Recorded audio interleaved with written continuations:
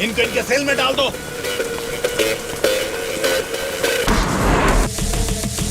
आधी रात को अचानक मीटिंग रख के आप सबको यहाँ बुलाने के लिए मुझे माफ कीजिए। कोई बात नहीं मैडम, आपके लिए, अपने पार्टी के लिए इतनी तकलीफ तो ले सकते हैं। वैसे इस मीटिंग में क्यों बुलाया हमें मैडम?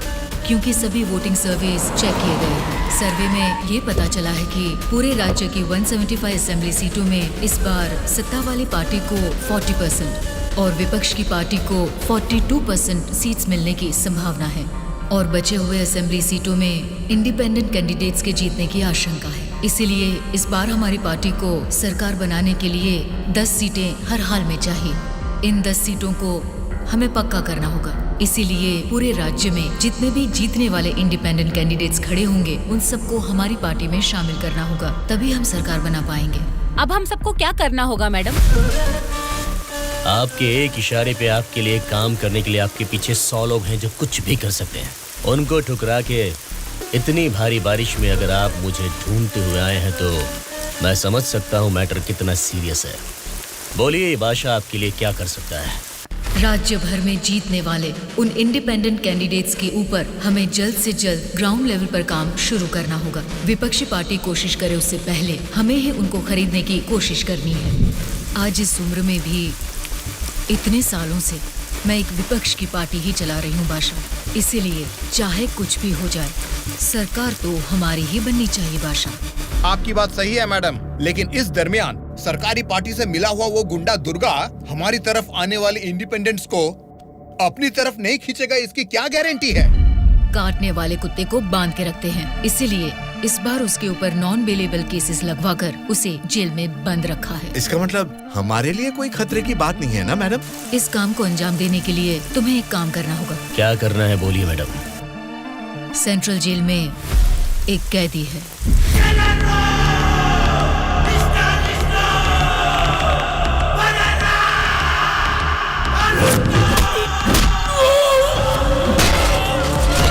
आठ 10 आदमियों को जेल भेजकर उसे मरवाना होगा। नाम क्या है उसका? दुर्गा।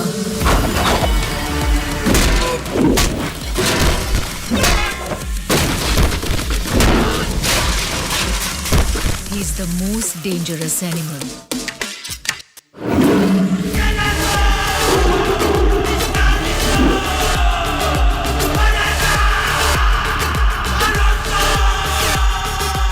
भाई, हमारी लोगों को कोई मार रहा है। चलो।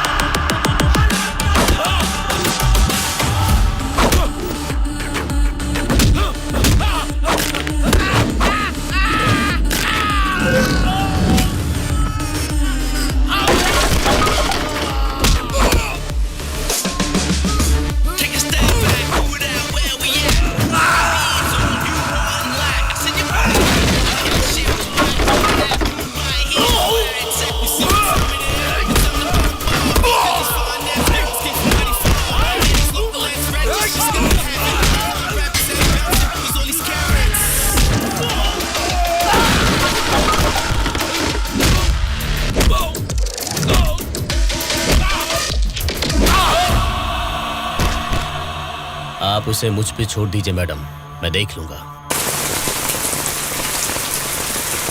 ये जेल है, कोई पबजी खेलने का ग्राउंड नहीं, समझ गया? बोल क्यों नहीं रहा है? क्यों मारा उन लोगों को? नजरें नीची करो। कायदे में रहोगे तो फायदे में रहोगे मुन्ना, नहीं तो मेरे बारे में तुम जानता नहीं हो, सीधे तिहाड़ जेल में फेंक दूंगा। ए, तुम लोग क्या देख रहे हो? इसे ले जाके सेल में डाल दो। जेलर साहब। क्या हुआ बादशाह, बात क्या है?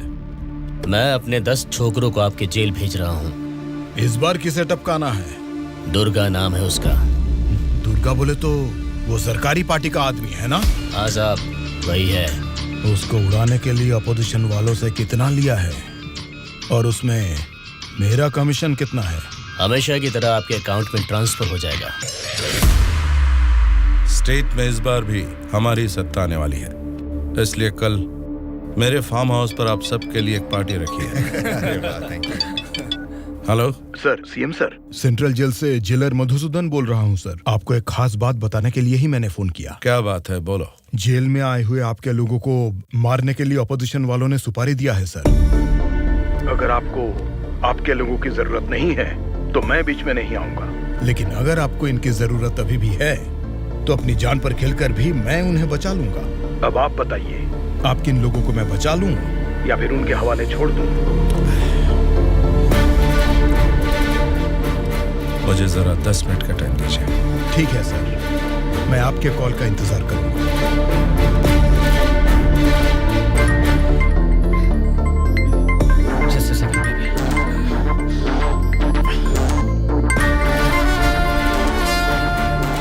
हेलो मामा, बोलिए। जेल में दुर्गा को उड़ाने के लिए ऑपोजिशन वाले प्लान कर रहे हैं। वो अभी भी हमारे लिए कोई काम का है क्या? अरे मामा, अब पूरा काम उसी के हाथ में है मामा।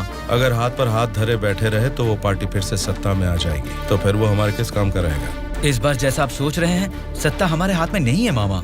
70% उन्हीं के फेवर में है। ये बात तुझे कैसे पता? इलेक्शन सर्वे रिपोर्ट्स में वो हमसे ज्यादा स्ट्रॉन्ग है मामा।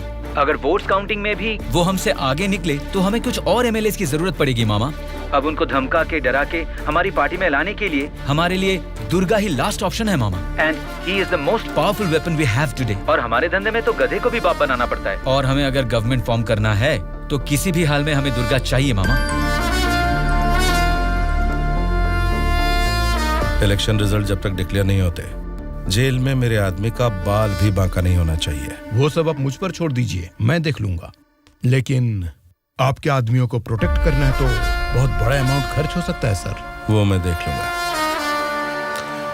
सर, मेरा एक छोटा सा डाउट है सर। क्या डाउट है? आपने दुर्गा को मरवाने के लिए पैसे लिए थे ना, अब बचाने के लिए पैसे ले रहे हैं। ये बात मेरे पल्ले नहीं पड़ी सर, मुझे थोड़ा कंफ्यूजन हो रहा है। पागल कहीं। इसी को अंग्रेजी में पॉलिटिक्स बोलते हैं और हमारी भाषा में बोलते हैं राजनीति, समझे?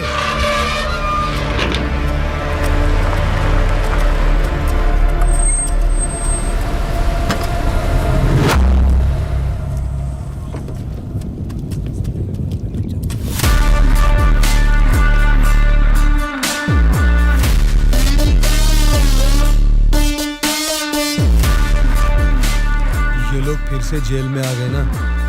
अब लगता है जेल में कोई बड़ा कांड होने वाला है।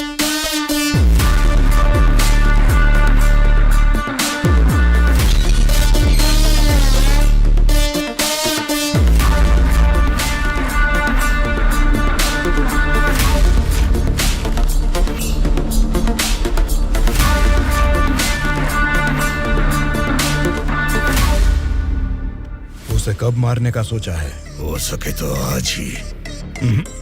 आज छोड़ देना, कल विजिटिंग आवर्स है, मुमकिन नहीं होगा। परसों मारने का प्लान बनाओ। ठीक है फिर। लेकिन एक बात अच्छी तरह से समझ लो, दुर्गा को मारने के लिए मैं तुम लोगों को आधे घंटे का टाइम दे सकता हूँ। आधे घंटे में ही काम निपटाना होगा, और अगर नहीं मार सके तो उसे दोबारा मारने का मौका नहीं मिलेगा। जाओ।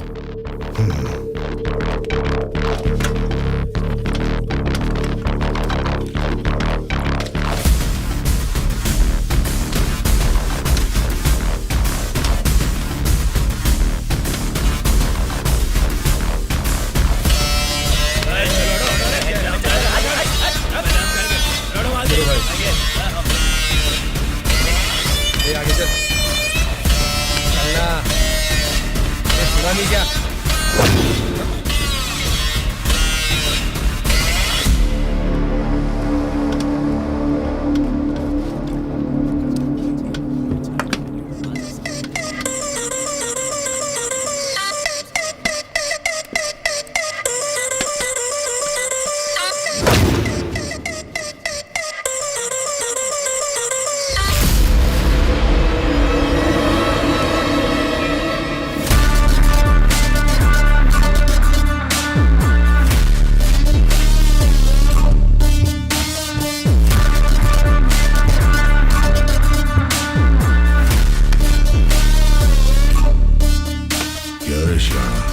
तभी मेरे आदमी को घूर के देख रहा था ना, अब मुझे भी देख ले एक बार। ए, बहरा है क्या? आंखें निकाल कर गोटियां खेलूंगा। ए, बोलना। तेरे से बात करे ला रे, समझ में नहीं आता भाई क्या बोल रहा है। ए, देखना, एक बार देख मुझे।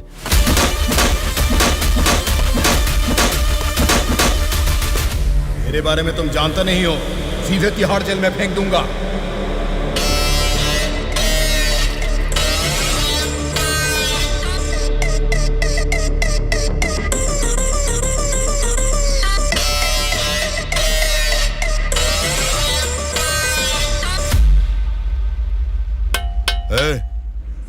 तुझसे मिलने कोई आया है, मिल ले।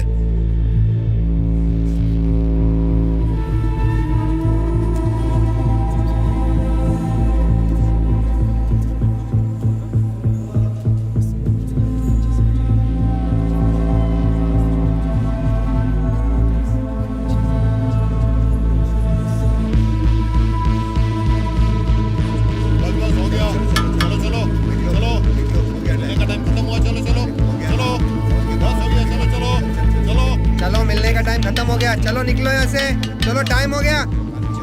चल शिवा तू निकल, मैं बाद में ध्यान रख अपना।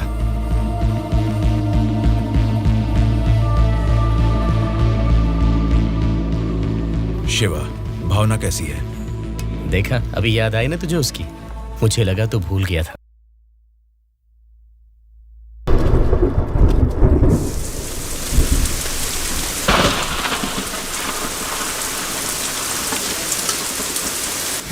दुर्गा वॉशिंग एरिया में है, बिना गड़बड़ किए उसे टपका देना।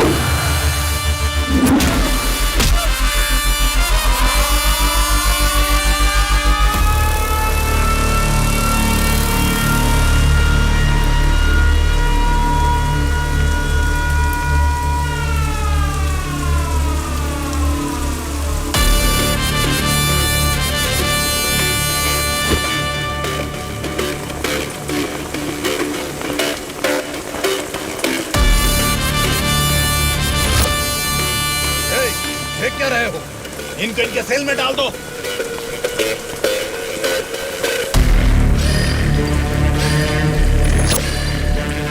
हाँ जेलर साहब। यो बादशाह, तुम और 10 लोगों को भेजोगे ना तो भी जेल में उस दुर्गा को नहीं मार सकोगे। क्या हुआ जेलर साहब? क्या हुआ है?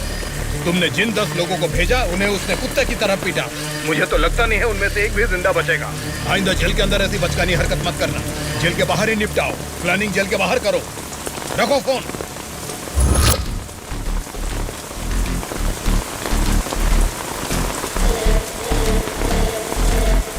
आपने जो यकीन मेरे ऊपर किया था मैं उससे निभा नहीं पाया मैडम।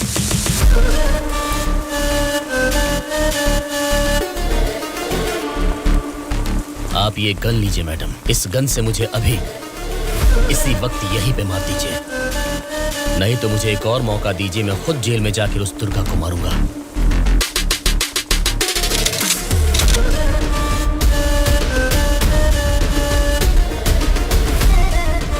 अगले हफ्ते इलेक्शन के रिजल्ट आने वाले हैं। अगर रिजल्ट मेरी फेवर में नहीं आए तब बताऊंगी कि तुम्हें किसको मारना है।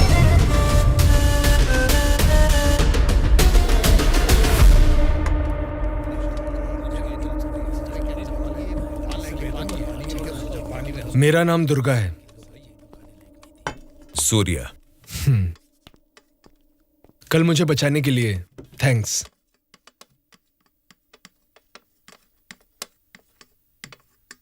तुम्हारे बारे में सुना था, तुम किसी मर्डर केस में जेल आए हो।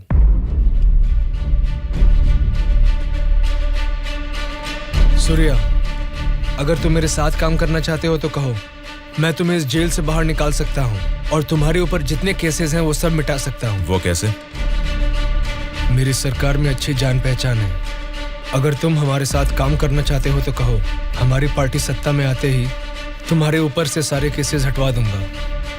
तुम सच में मेरे ऊपर से वो केस निकलवा दोगे तो मैं तुम्हारे साथ मिलकर कुछ भी करने के लिए रेडी हूं। तो आज से हम दोनों फ्रेंड्स।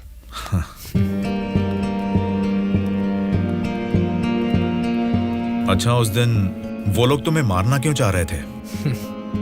ऑपोजिशन वाले तो मुझे कई दिनों से मारने की कोशिश कर रहे थे, क्योंकि उन्हें इस बार जेल में मौका मिल गया, इसीलिए वो मुझे मारने आ गए।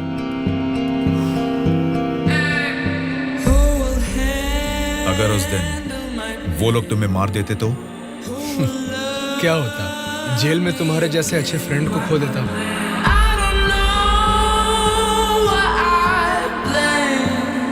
Hold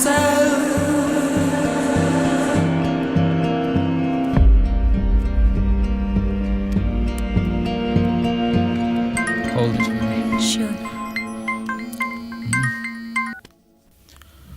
हेलो, मैं दुर्गा बोल रहा हूँ। बोलो दुर्गा। यहाँ जेल में मैं एक आदमी से मिला। किसी छोटे मोटे मर्डर केस में अंदर आया है, लेकिन उसकी हिम्मत अलग ही लेवल की है भाई। वो तो ठीक है, लेकिन क्या वो हमारे काम आएगा? बेशक वो हमारे काम आएगा भाई। ठीक है, इस बार इलेक्शन रिजल्ट्स अगर हमारे फेवर में नहीं आए तो तुम्हें बाहर आना पड़ेगा। ठीक है भाई। तब मैं मामा से बात करके तुम्हारे साथ उसको भी बाहर लाने का प्लान करूंगा।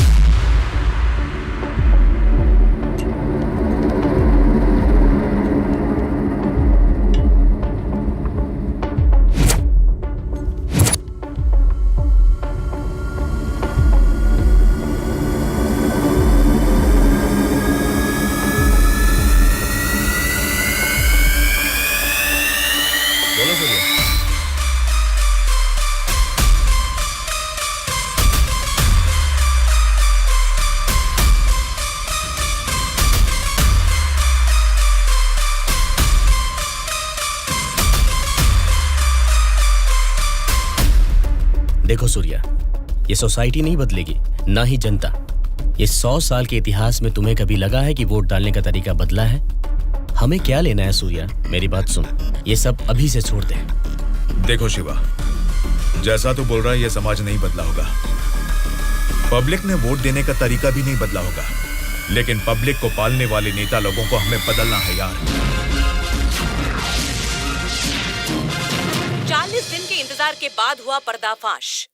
जीते हुए उम्मीदवार जश्न मना रहे हैं तो हारे हुए उम्मीदवार उसकी वजह ढूंढने में जुट गए हैं। जनता के वोट ये बता रहे हैं कि उन्हें किसी से कोई बैर नहीं। दोनों मेजर पार्टियों को इलेक्शन में लगभग एक समान वोट मिले हैं। राज्य की पूरे 120 असेंबली सीटों में से सरकारी पार्टी को 48 सीट मिले हैं, वहीं ऑपोजिशन पार्टी को 52 सीट मिले हैं। बाकी 20 सीटें इंडिपेंडेंट एमएलएस को मिले हैं और वो ही तय करेंगे कि राज्य में सरकार किस पार्टी की बनेगी। अब उनमें से कितने लोग कौन सी पार्टी को समर्थन करेंगे, राज्य की सत्ता कौन सी पार्टी को जाएगी, ये सब जानने के लिए शक्ति परीक्षण होने तक सबको इंतजार करना ये होगा। क्या है सर, इस बार ऐसे कैसे हो गया? अब हम क्या करेंगे सर? इस बार भी गवर्नमेंट हमारी ही बनेगी।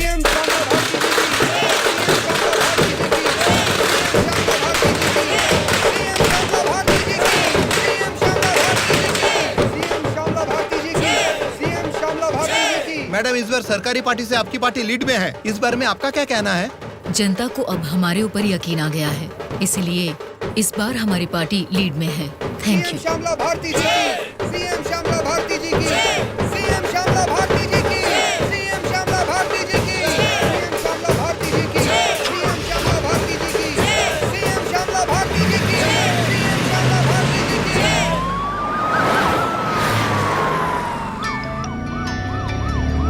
मैडम, सीएम राम मोहन राव जी का फोन आया है।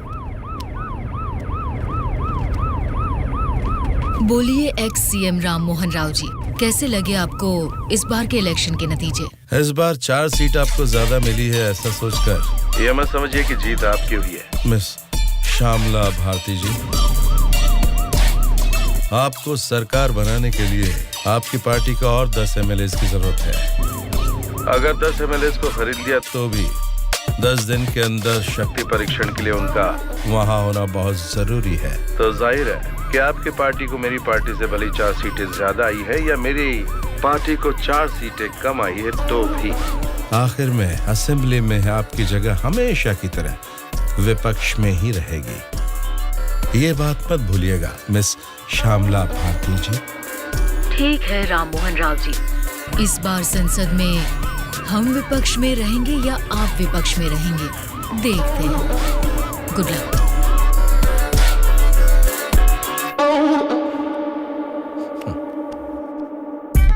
ये जानते हुए कि हमारी पार्टी लीड में है, ये राम मोहन राव कॉन्फिडेंटली कह रहा है कि हमारी पार्टी जीत नहीं सकती।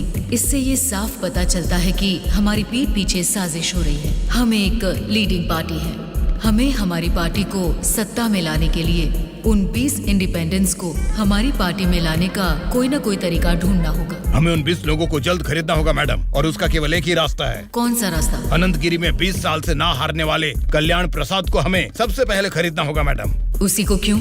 वही किंग मेकर है मैडम। जितने भी 20 इंडिपेंडेंट उम्मीदवार है वो सब उसी के हाथ में रहते हैं। तो फिर जल्द से जल्द बुलवाइए उसे। कल्याण प्रसाद को फोन करके कहो कि तुरंत मेरे फार्म हाउस पर आकर मुझसे मिले। ओके? ठीक है सर।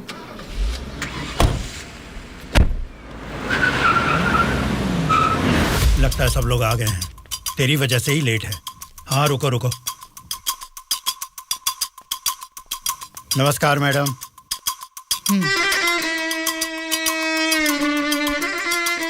मैडम डायरेक्टली पॉइंट पर बात करेंगे, इससे दोनों का टाइम बचेगा। मैं भी सीधे पॉइंट पर आकर बात करूंगी। आपके 20 एमएलएस को हमारी पार्टी को समर्थन देना होगा। इसके लिए आपके एक एक एमएलए की कीमत बताइए। एक एक एमएलए ने अपने मतदान क्षेत्र में जीतने के लिए तकरीबन 50 करोड़ रुपए खर्च किए हैं। एक एक एमएलए को 100 करोड़ दे दीजिए। क्या मतलब? एक एक एमएलए को 100 करोड़? मतलब इसके हिसाब से 20 एमएलएस को 2000 करोड़? हाँ मैडम। इतना क्यों? मार्केट में आजकल रेट बहुत बढ़ गए मैडम। एक जमाने में खाना पकाने का तेल 100 रुपए लीटर मिलता था और अब 230 रुपए हो गया है। फिर भी लोग खरीद रहे हैं ना। वैसे जनता के बारे में हम कुछ सोच रहे हैं क्या? नहीं ना। इसीलिए जैसे चीजों के दाम बढ़ गए हैं, वोटर्स ने भी अपने रेट बढ़ा दिए हैं मैडम। एक टाइम पे 1000 रुपए में मिलने वाले वोट अब 5000 में मिलते हैं। यहाँ कोई भी कैंडिडेट को देख के वोट नहीं डालता मैडम, वो वोट डालता है कैश देखकर ही। मतलब आपके एमएलएस को हमारी पार्टी को समर्थन देना है तो आपको 2000 करोड़ देने होंगे। सही कहा? 2000 करोड़ नहीं मैडम। तो फिर? 2500 करोड़। मतलब 2500 करोड़ रुपए? यस। वो 500 करोड़ किसके लिए? वो मेरा कमीशन है मैडम। आपका कमीशन 500 करोड़ है? जी मैडम। मैं आपको कोई प्याज टमाटर थोड़ी ना बेच रहा हूँ। इस राज्य की सत्ता 5 साल के लिए दे रहा हूँ आपको। इसके बदले में एक छोटी सी 500 करोड़ की रकम कमीशन लेने में कोई गलती नहीं है मैडम।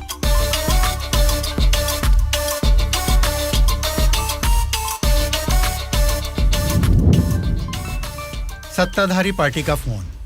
अगर मेरा प्रपोजल आपको जमता है तो फोन काट दूंगा, और नहीं तो इस बार फिर से उन्हीं की सरकार बनेगी। सोच लीजिए। सर, कल्याण प्रसाद जी मेरा कॉल कट कर रहे हैं सर। फिर से ट्राई करो। Okay sir.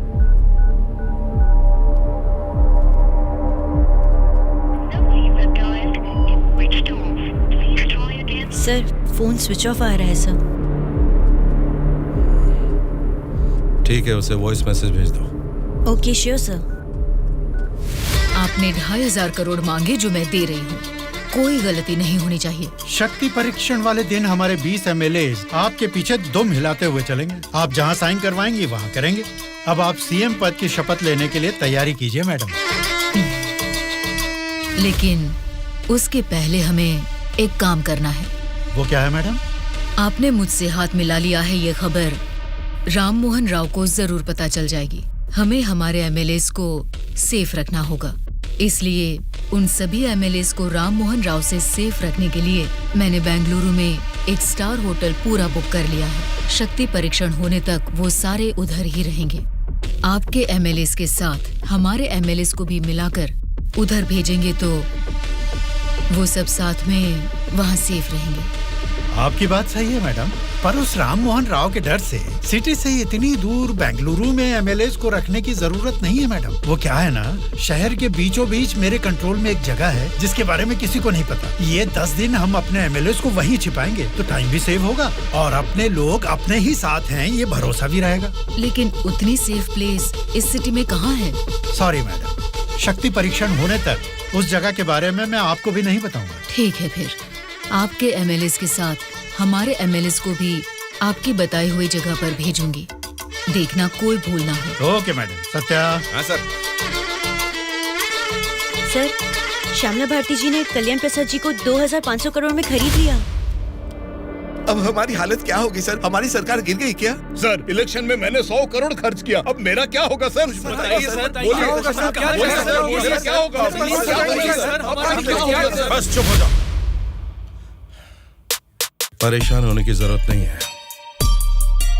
शक्ति परीक्षण में अभी टाइम है। मैं जानता हूं मुझे क्या करना है। आपकी बात मुझे समझ आ गई। अभी मुझे क्या करना है बोलिए। अनऑफिशियली किसी भी हालत में दुर्गा मुझे जेल से बाहर चाहिए, चाहे जितने भी पैसे लग जाएं। तुरंत जेलर से बात करके काम को अंजाम दो। ठीक है मामा, पर एक रिक्वेस्ट है। बोलो क्या है? दुर्गा के साथ एक और आदमी को जेल से बाहर निकलवाना है मामा। कौन है वो? उसका नाम है सूर्या। उसकी गट्स, उसकी हिम्मत, वो अलग ही लेवल की है। हो सकता है, लेकिन किसी भी अनजान आदमी के ऊपर इस तरह से आंख मूंद कर भरोसा कैसे कर सकता हूं? ये स्टेट गवर्नमेंट का मामला है। अगर कुछ गलत हो गया तो मेरा पूरा पॉलिटिकल करियर खत्म हो जाएगा। मेरा यकीन कीजिए मामा, हमारे गवर्नमेंट को गिरने से बचाने के लिए इस ऑपरेशन में दुर्गा से ज्यादा वो ही एक्टिवली काम करेगा। ठीक है, अगर तुम उसकी इतनी तारीफ कर रहे हो तो काम खत्म होते इन दोनों को फिर से जेल में डाल दूंगा। मैं भी उससे जरूर मिलना चाहूंगा।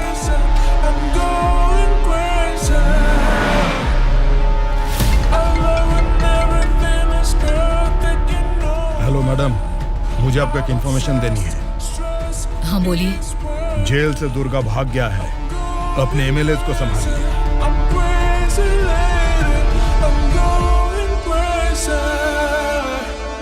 इनको अभी छोड़ के आपने वो पार्टी को इन्फॉर्मेशन क्यों दे दिया सर? वो लोग आपस में लड़के मरेंगे तो ही ना हम जैसे लोग सेफ रहेंगे।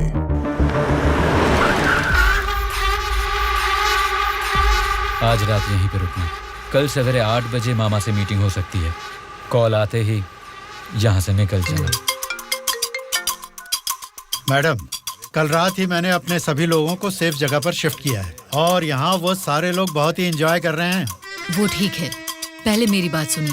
बोलिए मैडम। सरकारी पार्टी वाले जेल से उस दुर्गा को बाहर लेकर आए हैं, ये इन्फॉर्मेशन आई है। मैं नहीं जानती तुम क्या करोगे। हाँ?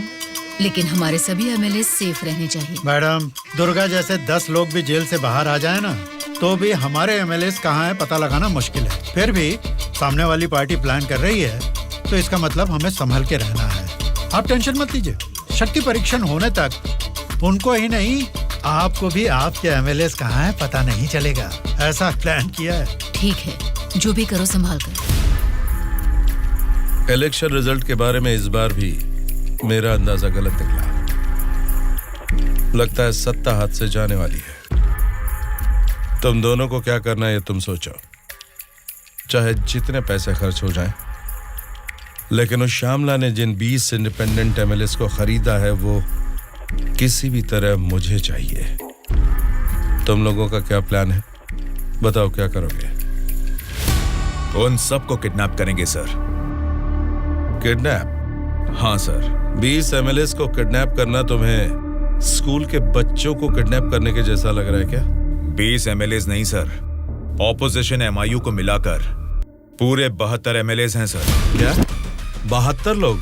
आपकी पार्टी से जीते हुए 48 एमएलएस के साथ पूरे 120 एमएलएस को आपके बेंगलुरु वाले फार्म हाउस में बिना बंदी बनाए इस बार आप सीएम नहीं बन सकते हैं सर। ऑपोजिशन एमएलएस तक तो ठीक है, लेकिन हमारे एमएलएस क्यों? वो तो हमारे ही लोग हैं ना। राजनीति में सब कुछ हो सकता है सर, सब कुछ जायज है। सत्ता का पलड़ा जिस तरफ है वो उस तरफ चले जाएंगे। यहां जीतने से ज्यादा सत्ता जरूरी है सर। अभी की सिचुएशन में अपने एमएलएस को हमें ही बचाना है सर, इसलिए हमें उनके साथ हमारे एमएलएस को भी बंदी बनाना ही होगा सर। तुम्हारा प्लान सुनने में तो ठीक ही लग रहा है, लेकिन ऑपोजिशन एमएलएस को किडनैप कैसे करोगे? यह मुमकिन है क्या? सत्ता की जंग हर कोई जीतना चाहता है, पर जीत सिर्फ एक की ही होती है और उसी को वीर कहते हैं। मैंने आपको जिसके बारे में बताया था ये वही है सर। तो जरा बताओ कि शुभ काम का मुहूर्त कब है? इस शुक्रवार को ही आपके सभी एमएलएस को बस में बिठा के दुर्गा को सौंप दीजिए। दुर्गा उनको बेंगलुरु हाईवे के एक ढाबे पर लेकर आएगा। इसी बीच ऑपोजिशन के सभी एमएलएस को किडनैप करके लाने का जिम्मा मेरा होगा। गुड। तुम्हारे प्लान के साथ तुम्हारा कॉन्फिडेंस भी मुझे अच्छा लगा।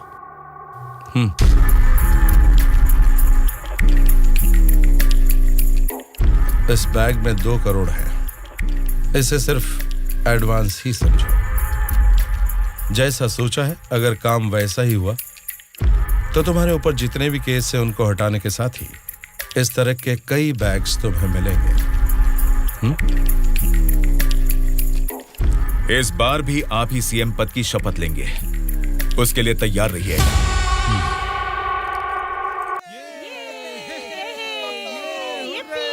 कल्याण प्रसाद के फोन का लास्ट कॉल लोकेशन कल रात 11 बजे का गुलजार हाउस में दिखा रहा था। तभी से लेके अब तक वो किसी के टच में नहीं है।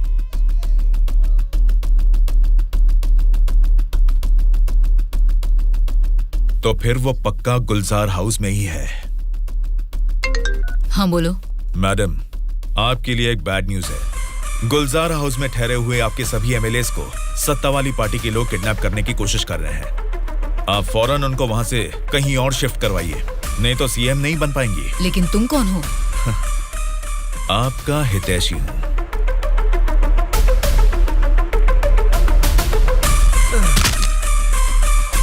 चलिए बैठिए आप लोग अंदर।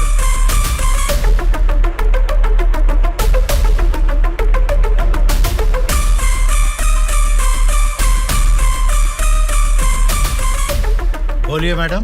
कहाँ हैं आप? मैं नहीं बता सकता। मैं सीरियसली कुछ पूछ रही हूँ, उसका सीधा जवाब दीजिए। मैं भी सीरियसली ही बोल रहा हूँ मैडम, नहीं बता सकता। आप सब गुलजार हाउस में हैं, ये बात मैं अच्छी तरह से जानती हूँ। वो कैसे मैडम? गूगल मैप पे भी सर्च करने पर इस जगह के बारे में किसी को पता नहीं चलता।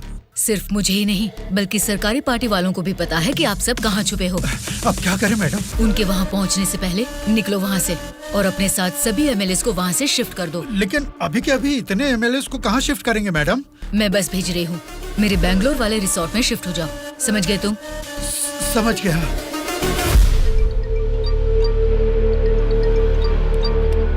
जी मैडम। बादशाह, तुम्हें मेरा एक काम करना होगा।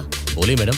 हमारे सभी एमएलएस को हम अर्जेंटली एक बस से बैंगलोर रिसोर्ट में शिफ्ट कर रहे हैं। हमारी बस सेफली बैंगलोर पहुंचे तब तक तुम्हें उसे फॉलो करना है। ठीक है मैडम। तुरंत अपने आदमियों के साथ बैंगलोर हाईवे पर वेट करो। Okay madam.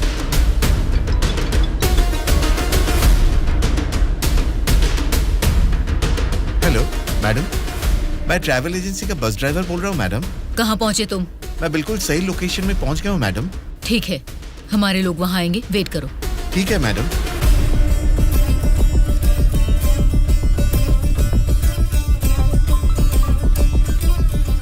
हाँ बोलिए मैडम। बस आ गई है, आप सब तुरंत वहाँ से निकल जाइए। ठीक है मैडम। बस आ गई है, चलिए सब लोग बस में बैठिए।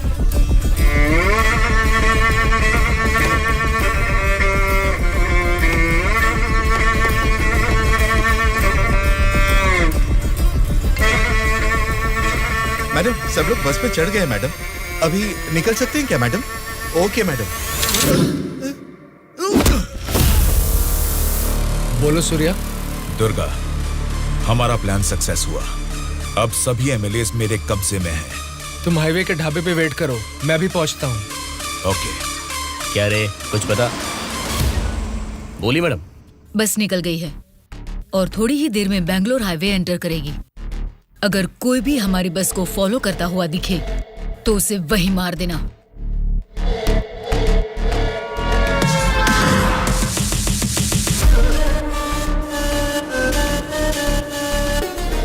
मैडम, हमारे एमएलएस की बस अभी सामने से क्रॉस हो गई है। तुम ध्यान से हमारी बस को फॉलो करना, ठीक है?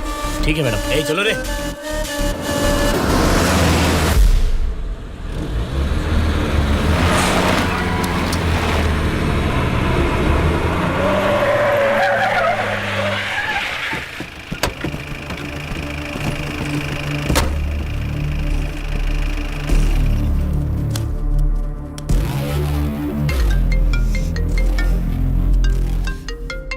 बोलो बादशाह। हाँ मैडम, अभी हमारी बस हाईवे के बाजू में एक ढाबा के पास रुकी हुई है। नाइट जर्नी है ना बादशाह, चाय कॉफी पीने के लिए रुके होंगे। अब इतना भी फोन करके बताओगे? Madam madam. अब क्या हुआ बादशाह? हमारे बस के पीछे ही एक और बस आके रुकी है। और एक बस? हाँ मैडम, देखने में तो सरकारी पार्टी की एमएलए की बस लग रही है। क्या सरकारी पार्टी के एमएलए की बस? हाँ मैडम, पक्का उन्हीं लोगों की बस है मैडम। सच में? लेकिन उनकी बस वहाँ क्यों आई है? पता नहीं चल रहा मैडम। जैसे हम अपने एमएलए को बेंगलोर भेज रहे हैं, वैसे ही वो अपने एमएलए को शायद किसी सेफ जगह पर भेज रहे होंगे। हो सकता है। फिर भी दोनों बस एक ही जगह पर एक ही समय पर, ये कैसे हो सकता है? तुम एक काम करो बादशाह, हमारे एमएलए की बस वहाँ से सुरक्षित निकल जाए, तब तक उनकी बस पर तुम कड़ी नजर रखना। ठीक है मैडम।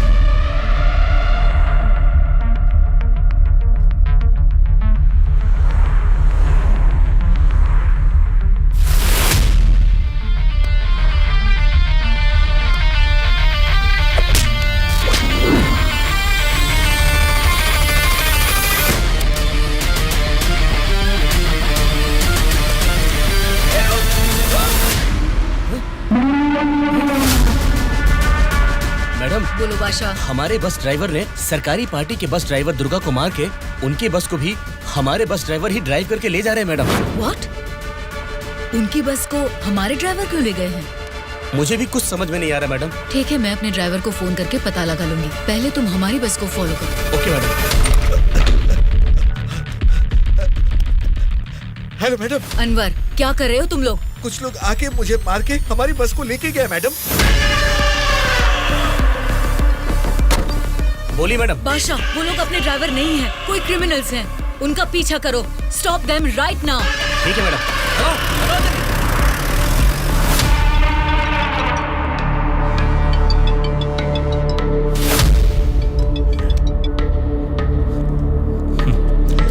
बोलिए श्यामला जी, इस वक्त कैसे याद किया?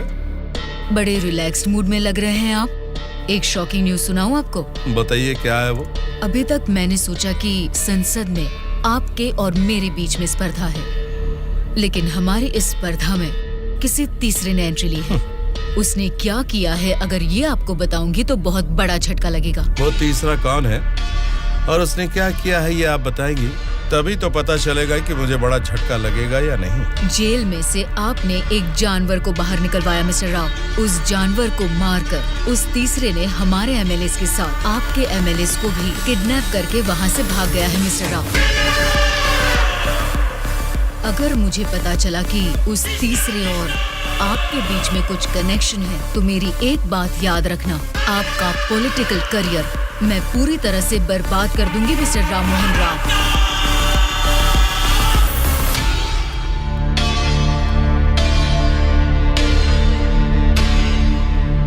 क्या हुआ मामा? उस दुर्गा को कॉल कर।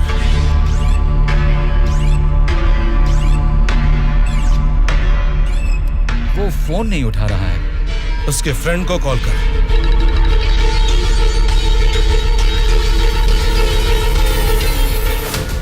मेरे पॉलिटिकल करियर में ये फर्स्ट टाइम है जब मैंने किसी पर यकीन करके धोखा खाया।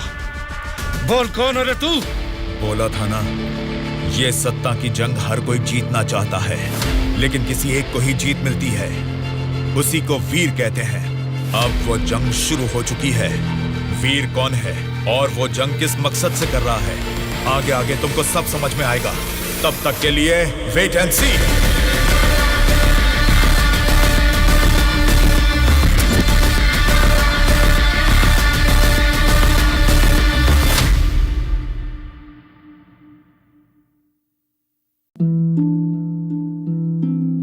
मैंने कब सोचा था मेरी जिंदगी यूं बदल जाएगी। सब कुछ इतना अच्छा था, एक अच्छा पति, 2 प्यारे बच्चे, लेकिन तंबाकू ने सब कुछ बदल दिया। अब इस फैलते हुए कैंसर को मेरे चेहरे से काटना पड़ेगा।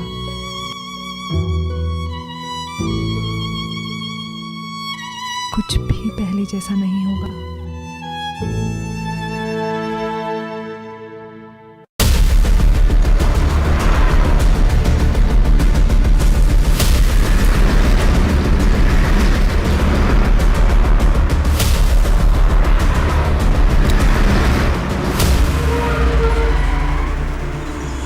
ये कौन सी जगह है? बेंगलुरु रिसोर्ट बोले थे। गलती से किसी और रूट में तो नहीं आ गए? घना जंगल लग रहा है ये तो।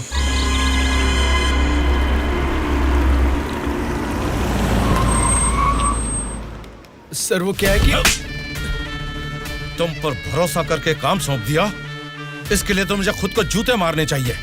अपना ये चेहरा फिर मुझे कभी मत दिखाना। पता नहीं कहां से एक अनजान आदमी को लाकर मेरे सर पर बैठा दिया। अब देखो उसने क्या किया है। सॉरी मामा। मर जाओ जाकर। उस डीजीपी को फोन करके फार्म हाउस में आने के लिए कहो। ओके मामा।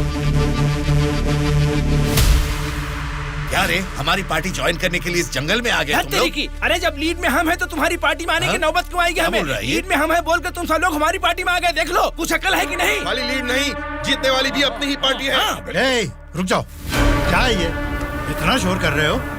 आपस में लड़के कुछ नहीं मिलने वाला। हमें कुछ भी बोलिए, लेकिन हमारी पार्टी को कुछ मत बोलना। समझ गए? जरा सामने आओ और अपनी पार्टी की ताकत दिखाओ। हमारी पार्टी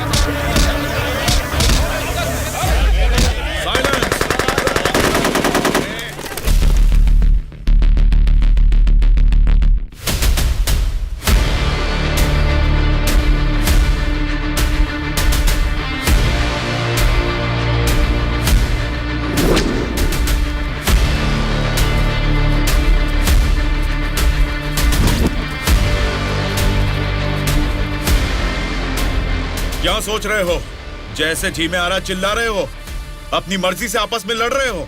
ये तुम्हारी असेंबली नहीं है, ये जंगल है। मेरा जंगल, मेरा जंगल, मेरा जंगल।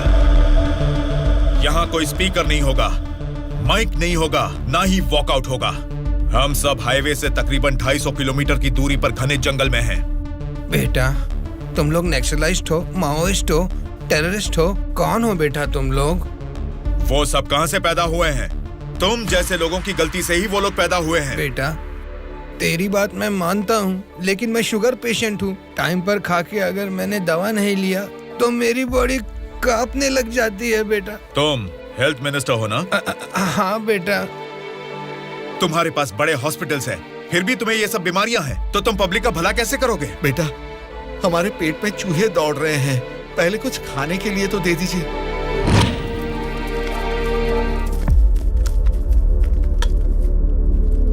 ये क्या खाना है? ये तो जेल के खाने से भी बदतर है। क्यों रे? तेरी राशन की दुकान में यही चावल तो बिकता है, फिर वो लोग कैसे खाते होंगे, कभी सोचा है?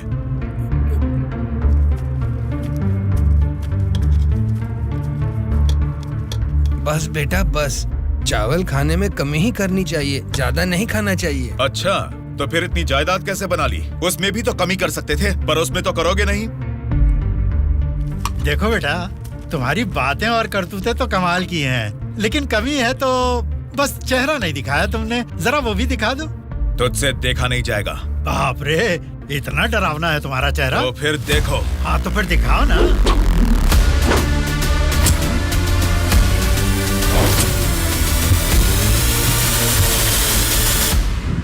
हमारी जिंदगी को लक्ष्य देता है ये महाविद्यालय, हमारे भविष्य को भी रचता है ये विद्यालय। स्वामी विवेकानंद ने कहा था कि देश का भविष्य युवा पीढ़ी के हाथों में है, लेकिन युवा होने के नाते हम क्या कर रहे हैं? देश के भविष्य से मुझे क्या करना है, ऐसा बोलकर हम खुद ही को स्वार्थी बनाते जा रहे हैं। मतलब हमारा पढ़ाई करना, नौकरी करना स्वार्थ है क्या? प्रॉब्लम पढ़ाई के बारे में या जॉब के बारे में नहीं है बेटा, तो फिर देश के भविष्य के बारे में ना सोचना ही प्रॉब्लम है। इसीलिए तो हर 5 साल में हम वोटिंग करके नेता लोगों को चुनते हैं। ये सब काम तो उनका है। वही तो हम लोगों की गलती है, वोट देते हैं और भूल जाते हैं। एक स्टूडेंट की हैसियत से फैसला करना आपके हाथ में नहीं है, लेकिन बेहतर समाज का निर्माण करने का सामर्थ्य आप में है। उन लोगों को खड़ा करके पूछने का हक भी आपको है। जब आप लोग ऐसा करेंगे, तब स्वामी विवेकानंद की बात सच होगी कि देश का भविष्य युवाओं के हाथों में है। जाल खरीदने के लिए पैसे देंगे, नाव खरीदने के लिए लोन देंगे। तुमसे यही वादा इलेक्शन से पहले किया गया था ना, लेकिन अब सत्ता में आकर 4 साल होने के बाद भी एक भी वादा पूरा नहीं किया।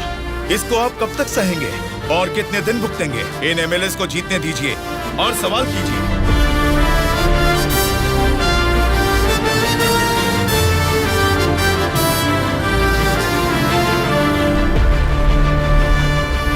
18 साल की उम्र होने होने के बाद ही हमारे देश में मतदान का हक क्यों दिया जाता है जानते हो? ताकि हम एक सही नेता को चुन सके। लेकिन हम क्या कर रहे हैं? हम बिना सोचे समझे और उनसे पैसे लेकर वोट डाल रहे हैं। अगर ऐसा ही चलता रहा तो कल को आपके बच्चे और फिर उनके बच्चे, हर किसी को इसी तरह की परेशानी होगी। हमें अब बिना सोचे समझे और पैसे लेकर वोट डालने की इस प्रथा को खत्म करना ही होगा। और अगर हमने ऐसा नहीं किया तो सबका नाश निश्चित है। आने वाली पीढ़ी को हम ये बताएंगे कि वोट की जो ताकत है उससे सरकार बदल सकते हैं। जनता की सच्चाई स्टूडेंट सर, आजकल जनता के सामने समाज के बदलाव की बातें करते रहते हैं सर। आजकल ये फैशन हो गया है सर। ठीक है। हाँ? उसके भाषण की वजह से अपनी इमेज डैमेज नहीं होनी चाहिए। सर, हमें उनकी परवाह नहीं करनी चाहिए। वो लोग कुछ प्रॉब्लम नहीं करेंगे सर। अपने किसी आदमी को बोलो इन पर जरा नजर बनाए रखे। Okay sir. दिल्ली से आते ही इनके बारे में कुछ करेंगे। क्या बताऊं बेटा, इस गांव की समस्या वैसे की वैसी ही है। हमारी समस्याओं को सुनने के लिए कोई वार्ड मेंबर नहीं आता है। सरपंच को तो देखा ही नहीं, कॉर्पोरेटर काम नहीं करता, और एमएलए के लिए क्या बताऊं, 4 साल पहले हमने उनको जिताया, वो तो ऐसे गायब हुए जैसे गधे के सर से सिंह। उनसे मिलने जाओ तो लात मार के भगा देते हैं।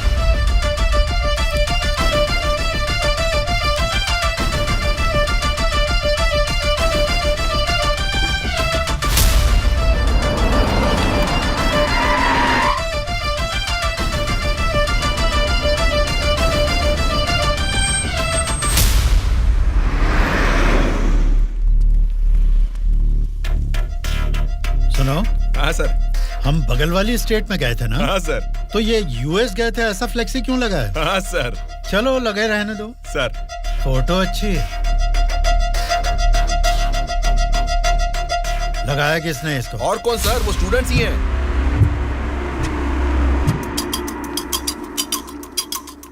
इन पोस्टर्स को देखकर वो एमएलए पक्का रिएक्ट करेगा। रिएक्ट तो करेगा, पर कैसे रिएक्ट करेगा वो पता नहीं चल रहा।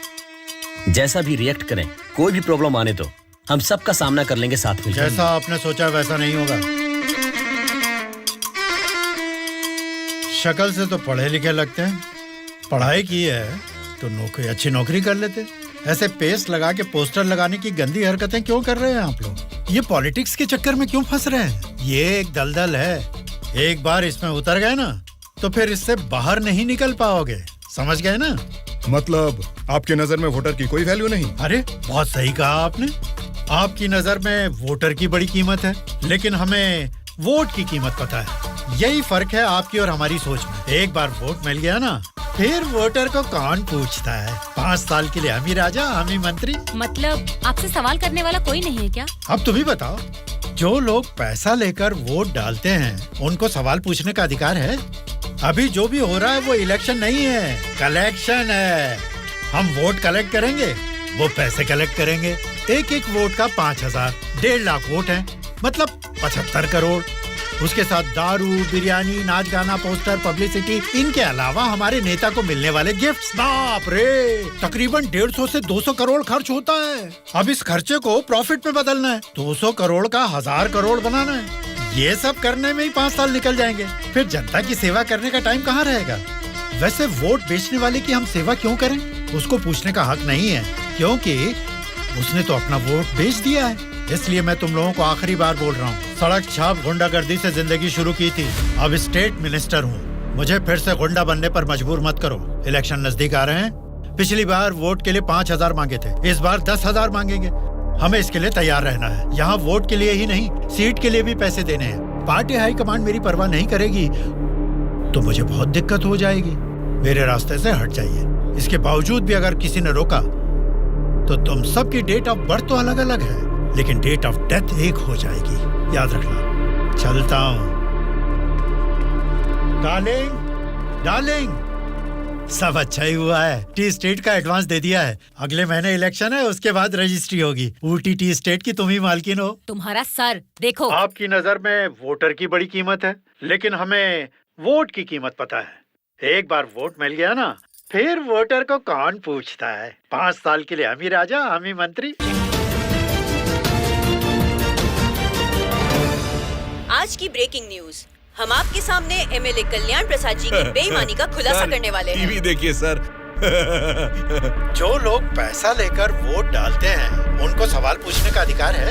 अभी जो भी हो रहा है वो इलेक्शन नहीं है, कलेक्शन है। तो तुम सबकी डेट ऑफ बर्थ तो अलग अलग है, लेकिन डेट ऑफ डेथ एक हो जाएगी, याद रखना। खुद कल्याण प्रसाद जी के मुंह से ये बातें सुनने के बाद उन्हें मिनिस्टर के पद से ही नहीं बल्कि पार्टी के हाई कमांड ने उन्हें पार्टी से भी सस्पेंड कर दिया है। आपको बिना बताए पद से निकाल दिया, ये तो नाइंसाफी है सर। क्या नाइंसाफी है रे? हाँ, मैं एक बड़ा बदमाश हूँ, ऐसा ही बोलकर इन्होंने वीडियो में मान लिया। सब लफंगे लोगों के ये बड़े नेता हैं। लो खाओ, सब ठूसो। और काम भी क्या है? खाना और सोते रहना। और बचा ही क्या है? बाप रे बाप, कितने सपने दिखाए थे। ऊटी में टी स्टेट लूंगा, कर्नाटक में कॉफी स्टेट लूंगा, अगली इलेक्शन में जीतूंगा तो मैं होम मिनिस्टर बनूंगा, तुम होम मिनिस्टर की बीवी बनोगी, बाद में सीएम और मैं सीएम की बीवी। क्यों जी, तुम तो मुझे सीएम की बीवी बनाना चाहते थे, तुम तो खुद ही सीएम नहीं बन पाए। अभी देखो, नालायक की बीवी बनकर बैठी हूँ यहाँ पर। मैं सोच रही थी सीएम की बीवी बनने के लिए क्या करना पड़ेगा। देखते क्या हो जी, बताओ ना क्या करना है। बहुत बोल चुके हो, आप जाओ।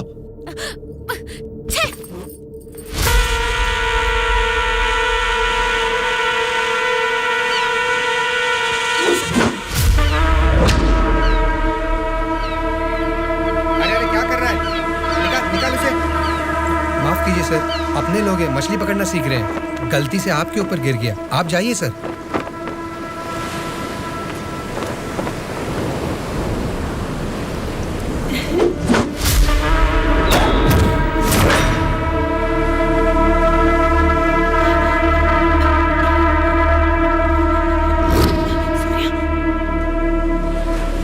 सॉरी सर, मछली पकड़ते समय समुंदर में सब मछलियां तो नहीं पकड़ सकते ना सर। हमारे हाथ में आई हुई मछली पकड़ेंगे, गलत मत समझिए। अब जाइए।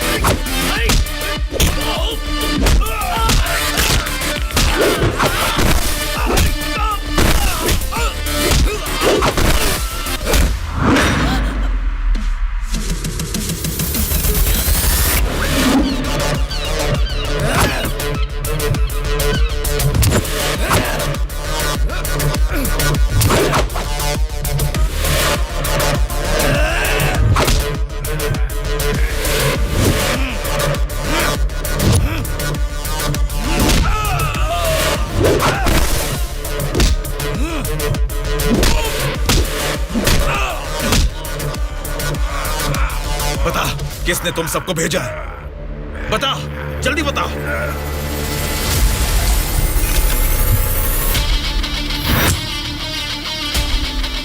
इतना हैरान क्यों है? मरा हुआ आदमी तेरे सामने जिंदा कैसे खड़ा है, यही सोच रहा है ना तू? मुझे मारना तेरे बस की बात नहीं है, ना ही तेरे बाप से हो पाएगा। वोट देना हर एक का हक है, उसे पैसे देकर मत खरीदो। एमएलए एक रिप्रेजेंटेटिव होता है जो लोगों की समस्याओं को सरकार के पास लेकर जाता है, बल्कि ये नहीं कि वो उस क्षेत्र का राजा बनकर बैठे। जस्ट एक कर्मचारी है। तुम सब कुछ भूल गए हो, इसलिए याद दिलाने के लिए पोस्टर्स लगाए, लेकिन तुम तो समझ ही नहीं पाए। अब तक तो तुम्हें ही बदलने के बारे में सोचा था, इस चुनाव क्षेत्र के एमएलए को बदलने के बारे में नहीं। लेकिन अब बदलूंगा। अगले इलेक्शन में चुनाव के लिए रेडी हो जाओ। अब की बार कलेक्शन नहीं, इलेक्शन होगा।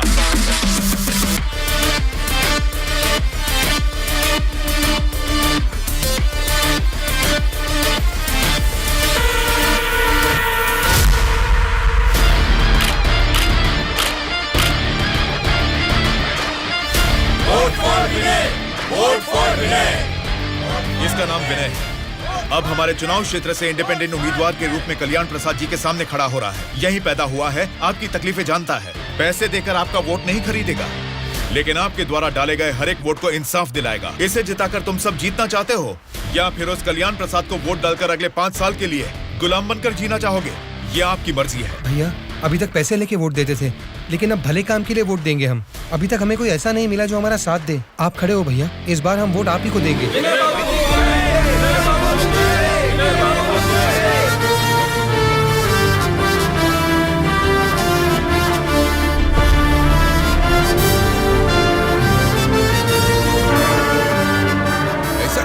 यहाँ आप लोग बैठकर ताश खेल रहे हैं और वहाँ आपके सामने दूसरा लीडर खड़ा हो रहा है।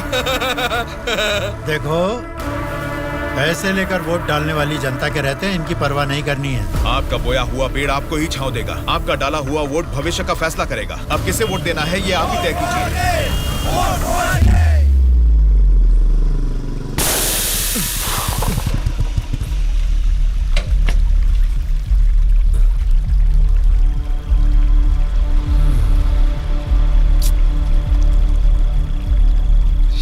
पंचर बना लो, पंचर। क्या बाबू, गाड़ी पंचर क्या? हाँ भाई, जरा अर्जेंटली जाना है। आप पंचर बना दोगे? बनाऊंगा ना। आगे जाके ये हमारे गांव का एमएलए बनेगा। पंचर थोड़ा खट से बना रे। तुम्हारे रोज जाने वाले रास्ते में अचानक तुम्हारी गाड़ी पंक्चर हो गई है, फर्क नहीं दिख रहा है क्या? उसके साथ जैसे गाड़ी पंक्चर हुई तभी पंक्चर वालों का हाजिर होना अजीब नहीं लग रहा है? वैसे तो इलेक्शन में खड़े होना भी अजीब बात है। आप तो एमएलए बन जाएंगे, असेंबली में चले जाएंगे, अपन तो इधर ही रह जाएगा ना। हम तो गुंडागर्दी ही करेंगे, और करेंगे भी तो क्या होगा? मारना, काटना, जलाना और बलात्कार करना। हम किसको मारेंगे, किसको काटेंगे जानते हैं? तेरे दोस्तों को। तेरे दोस्त सूर्या को बहुत बुरी मौत मारेंगे। बाद में बच्चों का कौन जानते हैं आप? आपके साथ घूमती है ना वो गोरी गोरी लड़कियां, जैसे चाहे मजे करेंगे। अय्याशी करके मुंबई रेड लाइट एरिया में जाके बेच देंगे उनको। सोच लेना। चलो रे। आप सबको कुछ बताना चाहता हूँ, लेकिन आप लोग गुस्सा मत होना। तो फिर तुम वो बात ही क्यों कर रहे हो जिससे गुस्सा है? अरे वो बात नहीं है। अरे तो अब बता भी दो ना। मैं ये इलेक्शन नहीं लड़ूंगा। What? ए, सच सच बताओ, क्या तुम्हें किसी ने डराया? ऐसा कुछ नहीं है, मैं ये इलेक्शन नहीं लड़ूंगा बस। ए, तेरी आंखों में मुझे डर दिख रहा है। क्या बात है, बोल। हाँ यार, मैं डर रहा हूँ, तो अब क्या करूँ? अगर जान का डर था तो इस इलेक्शन में खड़ा होने के लिए तैयार क्यों हुआ? कल ही नॉमिनेशन की लास्ट डेट है। कल 3 बजे एमआरओ ऑफिस के पास हम सब तेरा वेट करेंगे। तू कल आ रहा है और नॉमिनेशन भी डालेगा। उल्टा सीधा बोलेगा तो इन सब के बारे में तो नहीं जानता, लेकिन मैं तुझे मारकर समुंदर में फेंक दूंगा।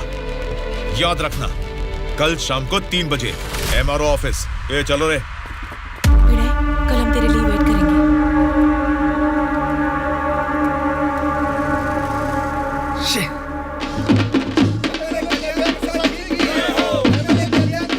पता नहीं कहाँ रह गया।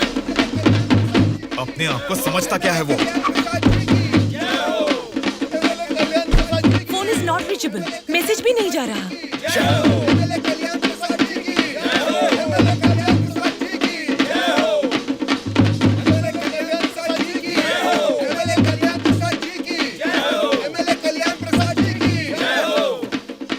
संभाल के रखना, बात के कार्यक्रम में काम आएंगे। नमस्कार वोटर महाराज, आपके अनमोल वोट आप मुझे ही देंगे। देंगे ना? आप ही देंगे। अच्छा मुहूर्त निकलने से पहले नॉमिनेशन करके आता हूँ। नमस्ते।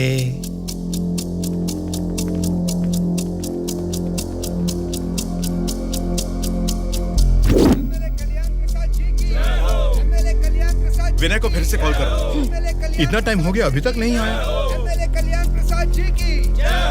छोटे भाई, आपका कैंडिडेट अभी तक नहीं आया ना? राहु काल शुरू हो चुका है।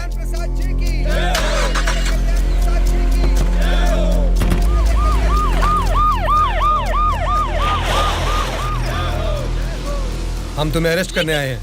हमें चलो बताते हैं।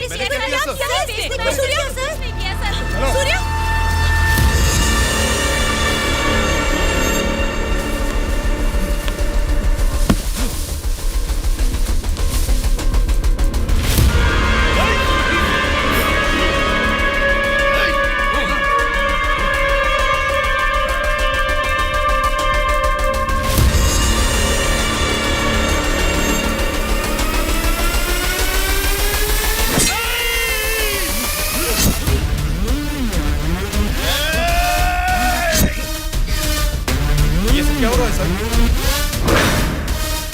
फायर रख अपना।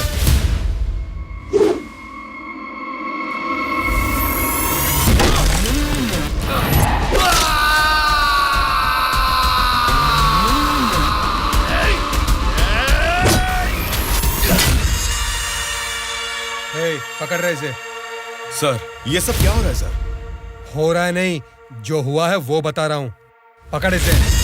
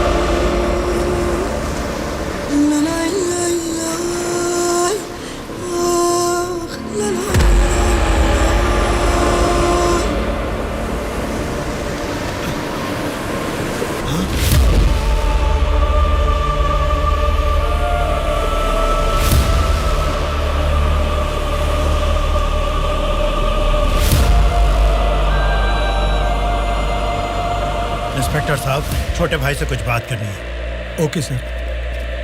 छोटे भाई, खुद को ही अकलमंद समझते हो, तुम्हारे रेंज की नहीं है, फिर भी मेरी थोड़ी सी अकल है। तुम्हारे इस्तेमाल किए हथियार को मैंने भी यूज किया, सोशल मीडिया। कल ही नॉमिनेशन की लास्ट डेट है। तू कल आ रहा है और नॉमिनेशन भी डालेगा। उल्टा सीधा बोलेगा तो, लेकिन मैं तुझे मारकर समुद्र में फेंक दूंगा।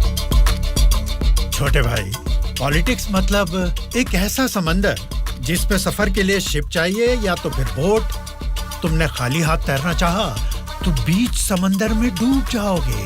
तेरे जैसे नालायक को ही बोट और शिप की जरूरत पड़ती है, मुझे जरूरत नहीं है। मैं तुझे पीछा करके शिकार करके पकड़ूंगा, क्योंकि मैं एक शार्क हूँ, समझा? वो सही में शार्क निकला। पीछा किया, शिकार किया, और अब क्या करेगा? चलो यहाँ से। चलो चलो जल्दी चलो। निकलो। चलो जल्दी चलो। कुछ भी कहो यार, मौसम तो बहुत लाजवाब लग रहा है। पेट में बहुत गड़बड़ है, लगता है इधर ही बैठ के आ जाएगी। भाई इस उम्र में भी तू टाइम पे हल्का हो जाता है, मतलब तेरा हेल्थ तो एकदम सुपर है मेरे भाई।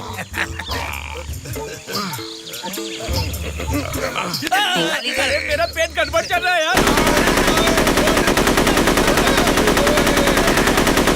मारे मर रहा हूँ, ऊपर से तुम लोग गोली चला रहे हो। तेरी गोली से हम लोग डरने वाले नहीं है, समझा? ठंडे ठंडे पानी से नहाना चाहिए, जाना है या नहीं? तू पागल हो गया क्या? कोई अपना लीज खुला छोड़ के नहाता क्या? मैं तो डर ही गया। मेरे लीज पे बुरी नजर डालता है। घर में बाप भाई है कि नहीं? अभी भी तेरा लीज जीतना ही है, एनाकोंडा नहीं बना पाया। तुम लोगों को लीच और एनाकोंडा में फर्क नहीं समझता है क्या? लीच हो या एनाकोंडा हो, बीन बजाने से भी कोई फर्क नहीं पड़ने वाला है। अरे इस जगह में बीन ठीक से नहाने भी नहीं देता है, ठीक से हल्का भी नहीं होने दिया, गोलियां पे गोलियां चलाया जा रहा है। ये क्या हाल हो गया हमारा? एक नहीं, दो नहीं, पूरे 120 एमएलएस को प्री प्लान तरीके से किडनैप करके ले गया है। मेरी समझ में नहीं आ रहा क्या करूं। ये सब मैंने किया है। ये बात अगर जनता या मीडिया को पता लगी तो इतने साल की मेहनत से बना मेरा पॉलिटिकल करियर बर्बाद हो जाएगा। आप फिक्र मत कीजिए सर, ये हम पर छोड़ दीजिए। किडनैपर से सारे एमएलएस को कैसे सुरक्षित लाना है ये मुझ पर छोड़ दीजिए। किरण सर, ध्रुवा कहाँ है पता करो और तुरंत मेरे ऑफिस में आने के लिए कहो, तुरंत। Okay sir. मैं चलता हूँ सर। मुझे बोलना, मुझे तो डर लग रहा है। तुम ही बोलो बेटा क्या है? आपके बारे में सब कुछ पता चल गया बेटा। सच में नाइंसाफी हुई है। मैं सच बोल रहा हूँ, लेकिन गलती तो उसने की है। फिर हम लोगों को यहाँ लेकर क्यों आए हो बेटा? चाहिए तो उसको अकेले रख लो और हम लोगों को छोड़ दो बेटा। ठीक है, तुम लोग कह रहे हो तो मैं तुम्हें छोड़ दूंगा। उससे पहले मैं तुम सबसे 3 सवाल पूछूंगा। अगर तुमने सही जवाब दिया तो मैं तुम सबको आज ही छोड़ दूंगा। पहला सवाल, आप में से सनी लियोन को कितने लोग जानते हैं? क्यों नहीं जानते सर, वो तो मेरी पसंदीदा फिल्म स्टार हैं। उसे देखे बिना मुझे नींद ही नहीं आती, समझे? दूसरा सवाल, पूजा हेगड़े को कितने लोग जानते हैं? पूजा हेगड़े का मैं बहुत बड़ा फैन हूँ बेटा। एक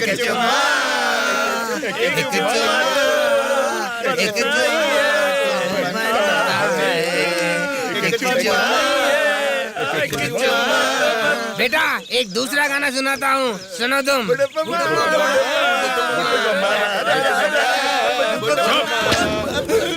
तीसरा सवाल, नारायण स्वामी को कितने लोग जानते हैं?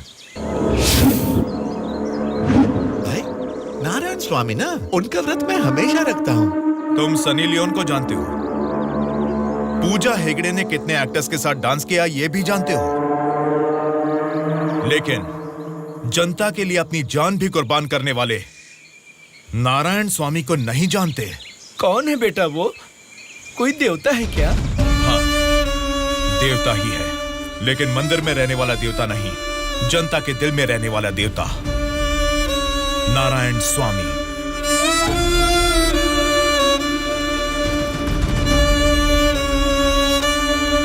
नमस्कार सर। नमस्ते माँ जी। नमस्ते नमस्ते।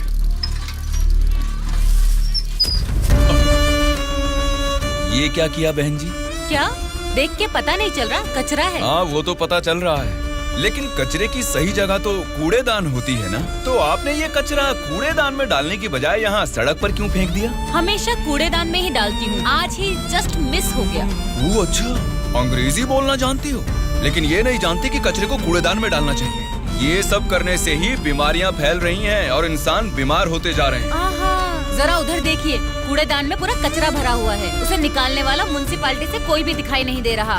1 हफ्ते से बोल रहे हैं कि आएंगे, लेकिन अभी तक कोई नहीं आया। और तुम कह रहे हो कि मेरे कचरा फेंकने से बीमारी आ जाएगी? हाँ? तेरी बात से ना दुनिया बदले, तेरी चीख किसी तक ना पहुँचे, नाराज न तेरा बल ही है तेरा साथी, दब के न रहो, विश्वास है तेरी डोले, डर के न रहो, उम्मीदें तेरे दिल में घुट के न रहो, जज्बात है तेरे रग में। Hello, municipality office. कौन बोल रहे? नारायण स्वामी जी है क्या? अरे आपको कैसे पता चला? फोन में कैमरा लगाया हुआ है क्या? वो कुछ नहीं सर, हमारी गवर्नमेंट ऑफिस में जब लैंडलाइन बजती है तो वो आप ही का फोन होता है सर। बोलिए। सौंदर्य कॉलोनी में कूड़ेदान पूरा भर गया है बेटा, सारी कॉलोनी में बदबू फैल रही है, इसे जल्द से जल्द साफ करो। ओ ऐसा क्या? उसे साफ करने का काम हमारा नहीं है, प्राइवेट वालों को कॉन्ट्रैक्ट दिया है। क्या कहा?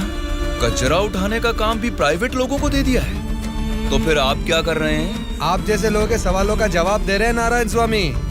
ठीक है, उस कॉन्ट्रैक्टर का नंबर दो। हेलो।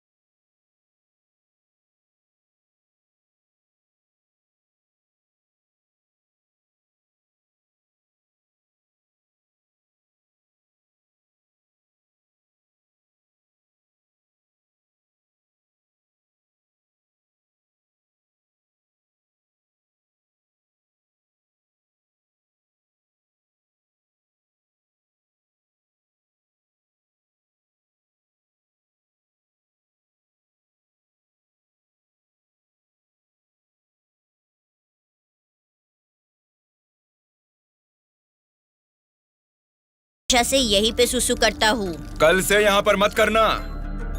सिर्फ कल ही नहीं करूँगा, परसों भी और आगे भी यहीं पे करता रहूँगा।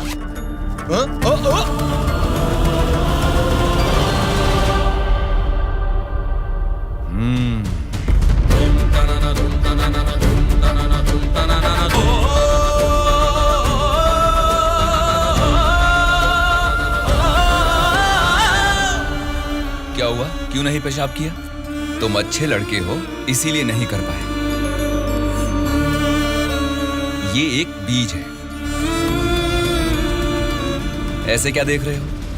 इसको फेंक दोगे तो मिट्टी में मिल जाएगा, लेकिन अगर इसे बो दोगे तो उसी मिट्टी को फाड़कर ये जल्द ही पौधा बन जाएगा। तुम इस बीज जैसे ही हो बेटा।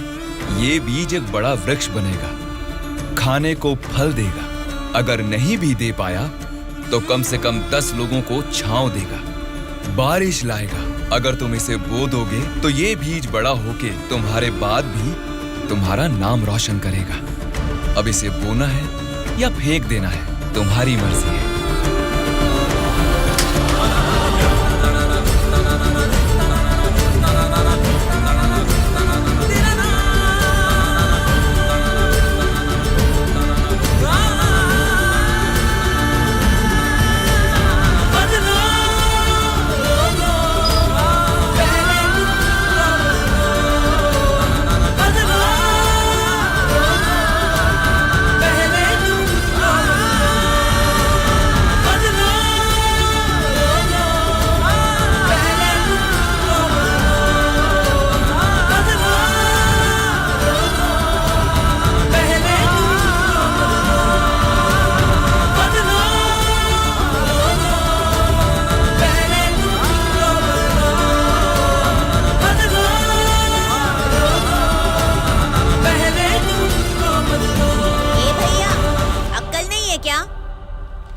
यहाँ इतनी सफाई है, यहाँ सुसु क्यों कर रहा है? वहाँ पब्लिक टॉयलेट है, उधर जाके सुसु करना। अरे वहाँ जाके हल्का होने का 2 रुपए लेते रे, पीने का पानी 1 रुपए रे, और हल्का होने के लिए 2 रुपए कहाँ से लाऊं मैं? चलो जाओ यहाँ से। जा रहा हूँ मैं।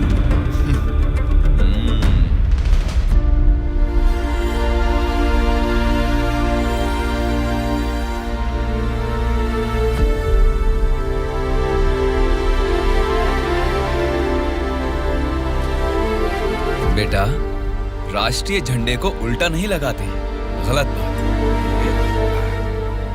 राष्ट्रीय झंडे को ऐसे लगाते हैं, ऊपर केसरी, नीचे हरा। चलो झंडा फहराओ। क्या सोच रहे हो?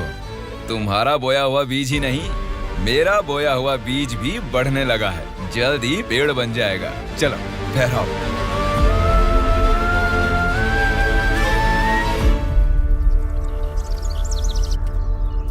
तुम्हारे माँ बाप कौन है? क्या करते हैं वो? मेरे माँ बाप गांजे का ना धंधा करते थे। पुलिस की पिटाई की वजह से मेरे पापा नहीं रहे और मेरी माँ जेल में है। तो मतलब तुम पढ़ते नहीं हो क्या? पहले पढ़ता था, मेरी माँ ने पढ़ाई बंद करवा के बोला कि गांजे के धंधे में लग जाओ, इसलिए उन्होंने मुझे स्कूल से भी निकलवा दिया। अब मैं स्कूल जाके नहीं पढ़ सकता। मैं पढ़ाऊंगा तो पढ़ोगी? हाँ पढ़ूंगा।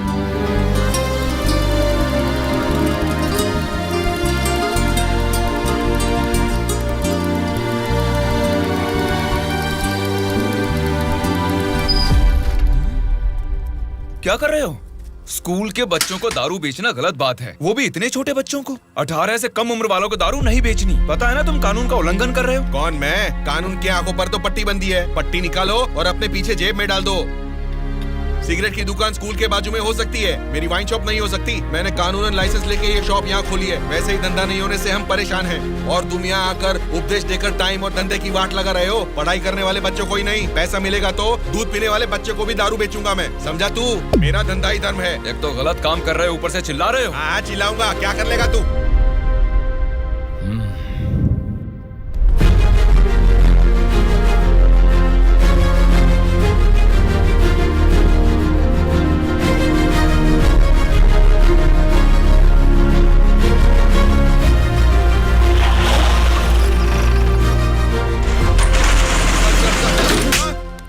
इंस्पेक्टर साहब, आप इस पर इस तरह हाथ नहीं उठा सकते। इसको कल आपको कोर्ट में हाजिर करना चाहिए। उसकी दारू की दुकान बंद करा के आपने हमारे लिए अच्छा काम किया है साहब। सच में आप जैसे लोग नेता बनेंगे तो हमारे लिए बहुत अच्छा काम करेंगे साहब।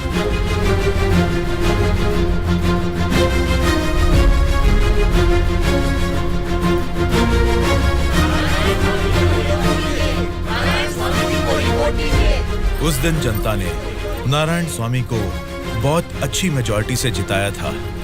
जनता से इतना प्यार पाने के बाद उनके सुख दुख जानने के लिए वो हर एक चौखट पर गए। तभी उनको पता चला कि उनके क्षेत्र से गुजर रही गोदावरी नदी का पानी ना तो जनता को सिंचाई के लिए और ना ही पीने के लिए मिल रहा है। उन्होंने इस मामले को लेकर सरकार की नाकामियों के खिलाफ आवाज उठाई। उस चुनाव क्षेत्र की रेडियस कितनी है, वहाँ के भौगोलिक हालात क्या है, वहाँ के मौसम से कितनी बुआई करनी पड़ेगी जिससे किसानों को अच्छी पैदावार मिले, ऐसे बहुत सारे समस्याओं पर एक किताब ही लिखकर जनता के बीच में गए और उनसे बात की। सच कहूँ तो आज मैं नहीं जीता, बल्कि मुझे जिताकर आप सब ने लोकतंत्र को जिताया है। इस बदलाव से देश की राजनीति में एक नई शुरुआत होगी। मेरे हाथ में जो किताब देख रहे हैं, इसमें हमारे चुनाव क्षेत्र की कमियों, आप सभी की जरूरतों और उनको मैं कैसे पूरा कर सकता हूँ, इसमें मैंने ये सब लिखा है। आज से ये हमारे चुनाव क्षेत्र का संविधान है। मैं असेंबली में खड़े होकर आपकी इन सभी समस्याओं के लिए लड़ूंगा। मैं आने वाले 5 सालों में हमारे चुनाव क्षेत्र की गतिविधियां बदलने के लिए भरी असेंबली में पूरी सच्चाई के साथ लड़ूंगा और ये मेरा आप सबसे वादा है।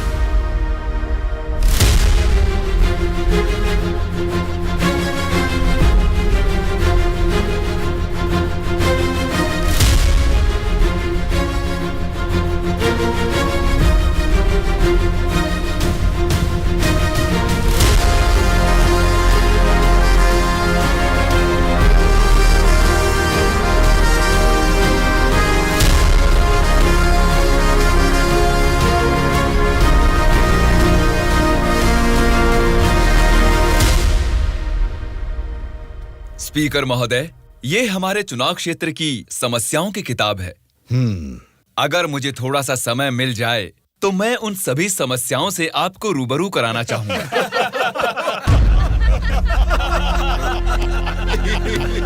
अरे आप लोग हंस क्यों रहे हैं? मैंने कोई कॉमेडी की है क्या? नहीं ना, हंसना बंद कीजिए।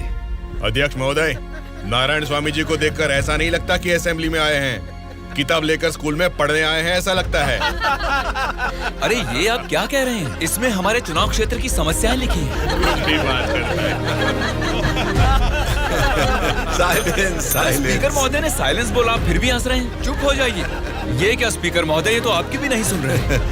The house is adjourned. Tomorrow at 8 AM. चलो यार, चलो।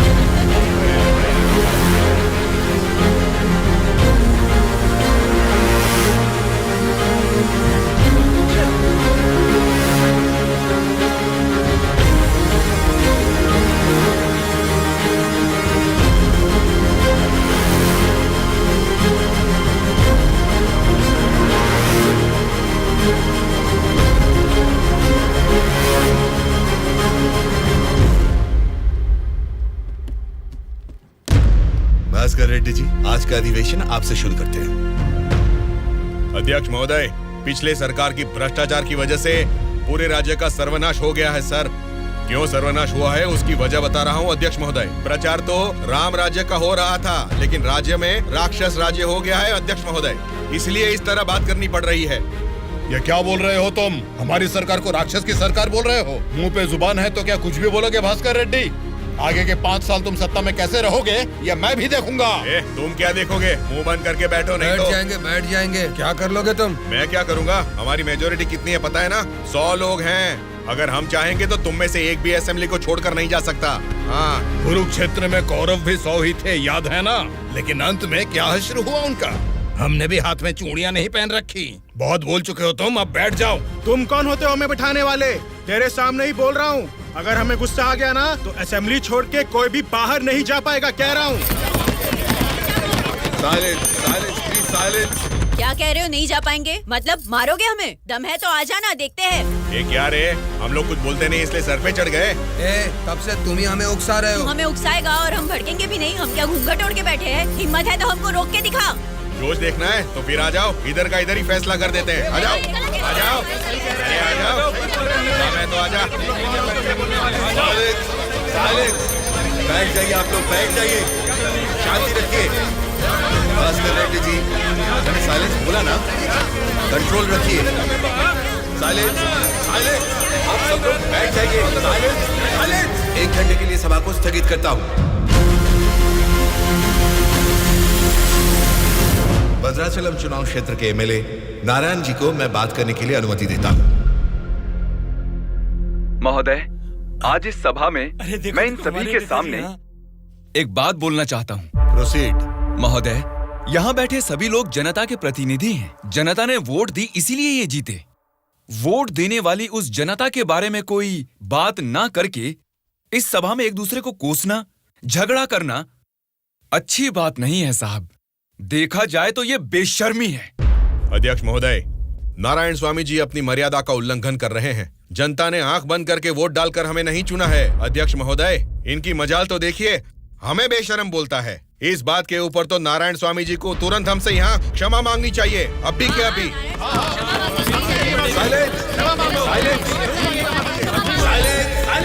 भास्कर रेड्डी जी, अरे मैंने तो लोकतंत्र की बेशर्मी बोला था, आपको बेशरम नहीं बोला।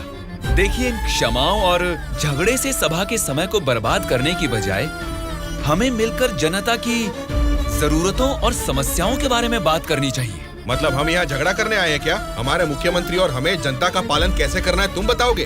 अध्यक्ष महोदय, यहाँ पर आए सारे नेताओं से नारायण स्वामी जी को क्षमा अभी के अभी मांगनी ही होगी।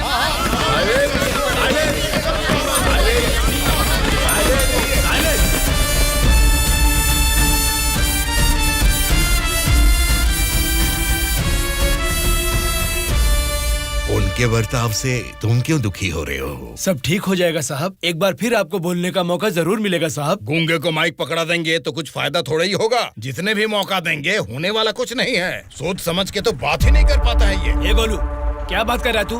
पागल हो गया क्या? मुंह बंद करके यहाँ से निकल जा, जा। उसकी बातों का बुरा मत मानिएगा साहब। उसने कुछ भी गलत नहीं कहा सुबैया। तुम उसकी बातों में गुस्सा देख रहे हो और मैं उन बातों के पीछे छिपी वजह।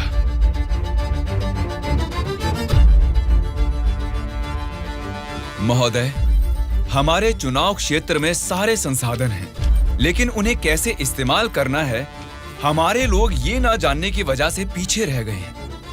इस बारे में सरकारी पार्टी को कई बार विनती करने के बाद भी वो लोग फंड्स अलॉट नहीं कर रहे हैं। अगर ऐसा ही रहा तो हमारे चुनाव क्षेत्र की जनता हम पर भरोसा कैसे करेगी? बोलिए महोदय। नारायण स्वामी जी, आपके चुनाव क्षेत्र की जनता की समस्या के बारे में अगली बैठक में जरूर चर्चा करेंगे। अब बैठ जाइए। स्पीकर महोदय, अभी तो मैंने बस अपनी बात रखनी शुरू ही की है और आप मुझे बैठने के लिए बोल रहे हैं। नारायण स्वामी जी, प्लीज आप बैठ जाइए। श्रीनिवास जी, आप बात कीजिए। अध्यक्ष महोदय, इस सभा में सभी को बोलने का अधिकार है। मुझे अपने चुनाव क्षेत्र की समस्याओं के बारे में बात करने दीजिए। प्लीज नारायण स्वामी जी, आप बैठ जाइए। कम से कम मुझे 10 मिनट तो बोलने दीजिए महोदय, विनती है। श्रीनिवास जी, आप अपनी बात रखिए। स्पीकर साहब, सीएम के राज्य में राज की हालत देखेंगे तो द्वापर युग का मानो राम राज्य वापस आ गया हो महोदय। ये बात मैं नहीं कह रहा हूँ, स्वयं जनता जनार्दन बोल रही है महोदय। स्पीकर साहब, राम ने राज किया त्रेता युग में, द्वापर युग पाला है श्री कृष्ण जी ने। पहले ठीक से इतिहास तो जान लें, फिर बात करें। बोला था ना, गूंगे को माइक थमा देने से कुछ नहीं होने वाला। देख लिया, नेता तो ऐसा होना चाहिए जिसके सदन में बोलने से सब थर थर कांपे, सबकी धज्जियां उड़े, जरूरत पड़े तो वो लड़ने पे आ जाए। ये सारे गुण होते हैं सदन के नेता के। और हमारे इस नेता को देखो, इनमें एक भी ऐसा गुण नहीं है। हम सभी लोगों ने अपनी पढ़ाई लिखाई बंद करके आपको इलेक्शन जितवाया था। किस लिए? ताकि हम सब लोग बेरोजगार बैठे रहे, कुछ ना करें। लेकिन आपको देख के तो लगता नहीं है कि आप हमारी समस्याओं को दूर कर पाएंगे। ऐसा बोल रहा हूँ बोल के कुछ गलत मत समझिए। असेंबली में गला फाड़ के चिल्ला के बात करने वाले को ही नेता बोलते हैं। एक जुझारू नेता ही हमारी समस्या को सुलझा सकते हैं। एक सलाह देता हूँ, एमएलए पद से ना आज ही इस्तीफा दे दो। भद्राचल के चुनाव क्षेत्र के एमएलए नारायण स्वामी जी को बात करने के लिए अनुमति देता हूँ। अध्यक्ष महोदय, हमारे चुनाव क्षेत्र के चारों ओर पानी ही पानी है, लेकिन एक घूंट भी पीने लायक नहीं है महोदय। वहाँ के लोगों की स्थिति बहुत खराब है महोदय, जरा उनके बारे में कुछ सोचिए। और सिर्फ एक यही समस्या नहीं है साहब, शिक्षा, चिकित्सा, रोड, मैं तो कहता हूँ पूरा क्षेत्र समस्याओं ही समस्याओं से भरा है महोदय। इसीलिए मेरी आपसे विनती है कि अध्यक्ष महोदय, नारायण स्वामी जी के चुनाव क्षेत्र में सिर्फ और सिर्फ जनता को ही सारी समस्याएं हो रही है, लेकिन इनके राज्य में सरकार बनाने वाली पार्टी के गुंडों की वजह से वहाँ के जनता की जान जा रही है। अध्यक्ष महोदय, सत्ता इनके हाथ में है और पैसे बनाना ही इनकी पार्टी का मकसद है। दरअसल सत्ता में रहकर इन्हें अपनी दारू की दुकानें चलानी है और सारा इल्जाम हम पे थोपना है। अध्यक्ष महोदय, हम सिर्फ दारू की दुकान ही चला रहे हैं साहब। ये विपक्ष के लोग जब सत्ता में थे तब सीधा ब्रोथेल हाउस ही चला रहे थे। हाँ साहब, ये सही कह रहा हूँ मैं। जरा उनको देखिए, बोलते कुछ है करते कुछ और है। देखिए सर, ये कैसी बातें कर रहा है, कितना गिरा हुआ आदमी है ये अध्यक्ष महोदय। Silence, silence. मैंने क्या गलत कह दिया अध्यक्ष महोदय? ये रमा देवी कौन है, क्या चरित्र है इनका? एक जमाने में रेड लाइट एरिया में उन्होंने क्या गुल खिलाए हैं सब जानते हैं।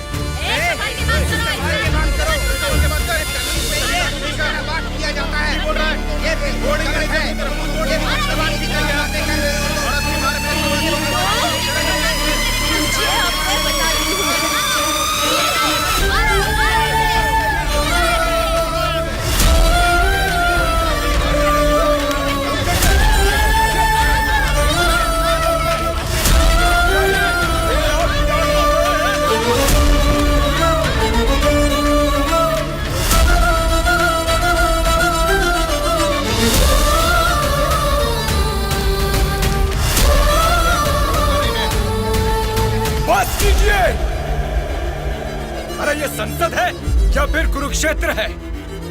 शर्म आनी चाहिए तुम सबको। सरकारी पार्टी को जवाब देना है, विपक्ष की पार्टी को सवाल करना है। आप सब देखिए क्या कर रहे हैं। क्या इसीलिए जनता आप लोगों को जिता के यहाँ तक भेजती है? जनता को बदलना है, जनता बदलनी चाहिए, तब से यही सब चिल्ला रहे हैं। 5 करोड़ की जनता में से सिर्फ 299 लोग ही यहाँ आए हैं।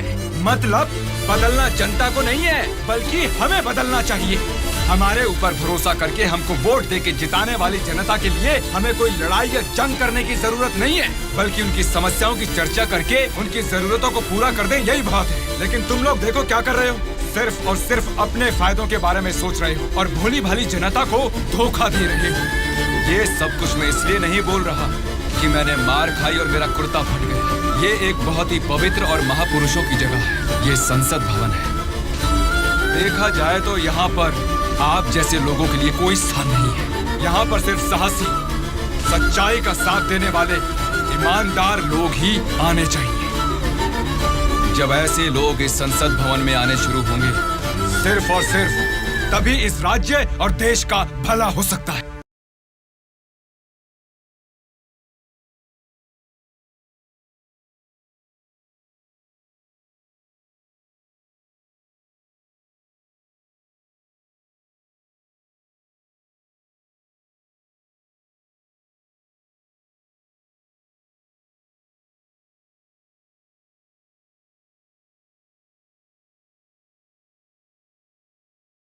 उदास क्यों हो आप?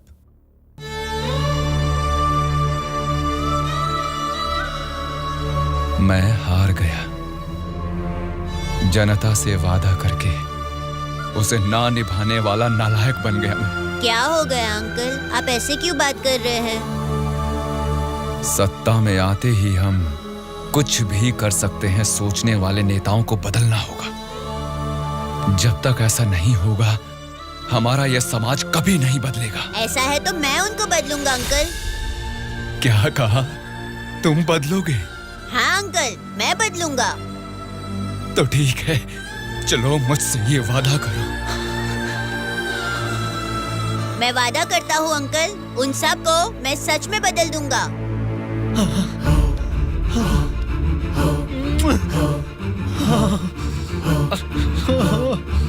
बदलना है, तुमको ही बदलना है, तुम ही बदलोगे।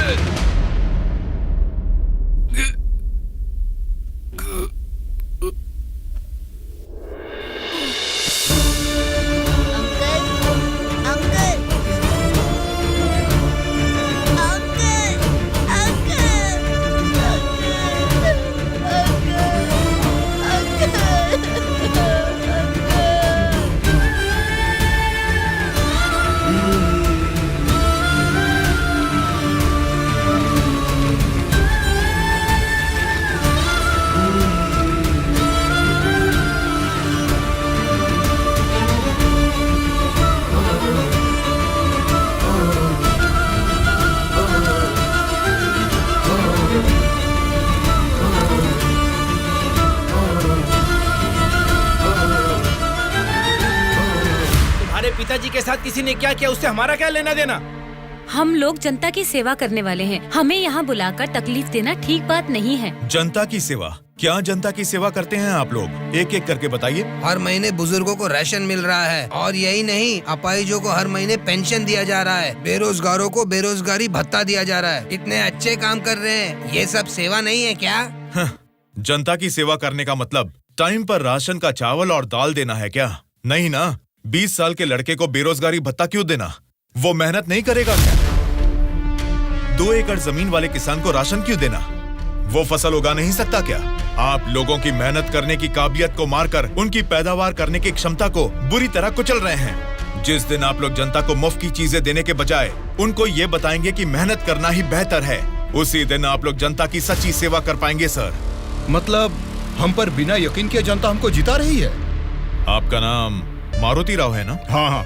आपका चुनाव क्षेत्र रामापुरम है ना? सही कहा, रामापुरम ही है। आपके रामापुरम के बारे में आप क्या जानते हैं, थोड़ा बताएंगे सर? क्या रखा है रामापुरम में? 4 वार्ड है, 6 सरकारी अस्पताल है और 20 प्राइवेट अस्पताल है। उसके बाद 12 सिनेमा घर और 130 वाइन शॉप है। इसके अलावा अलग अलग क्षेत्र के लोग हैं, अलग अलग जात के लोग हैं और अलग अलग धर्म के लोग हैं। बाकी ओसी कास्ट तो सब कुछ मिला जुला के 1 लाख। इनके अलावा BC SC ST ये सब मिला के 2 लाख वोटर हैं। उतना ही नहीं, फिल्म डायरेक्टर सुकुमार जी और हीरोइन अंजलि जी दोनों यही पैदा हुए थे। कुंडली निकालोगे क्या? Nice information sir. उसी रामापुरम में जहाँ हजारों किसान रहते थे, अब कुछ गिनती के ही क्यों रह गए हैं सर? मुझे नहीं मालूम, किसानों के बारे में हम इतना कुछ नहीं जानते। तुम बोलो, तुम्हें मालूम है तो? रामापुरम की पूरी वोटरों की गिनती है 4,80,000। उनमें पुरुष है 2,50,000, स्त्रियां हैं 2,28,000। बाकी लोग हैं 3rd जेंडर।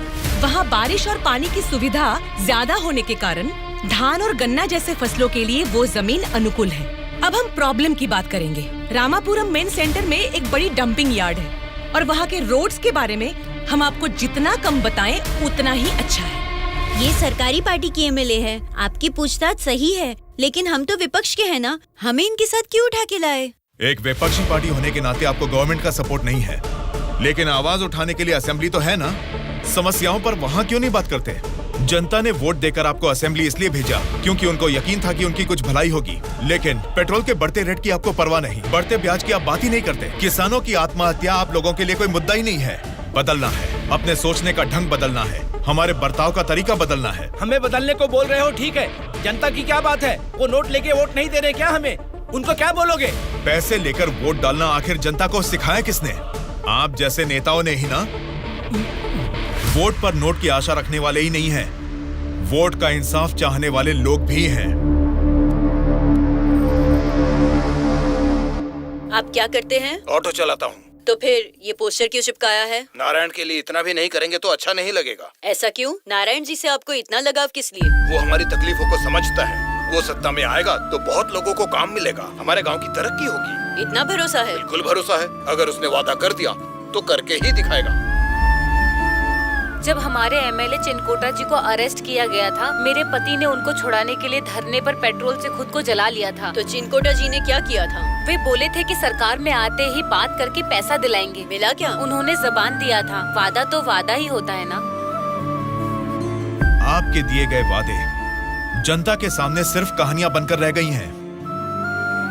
कम से कम अब तो बदल जाइए।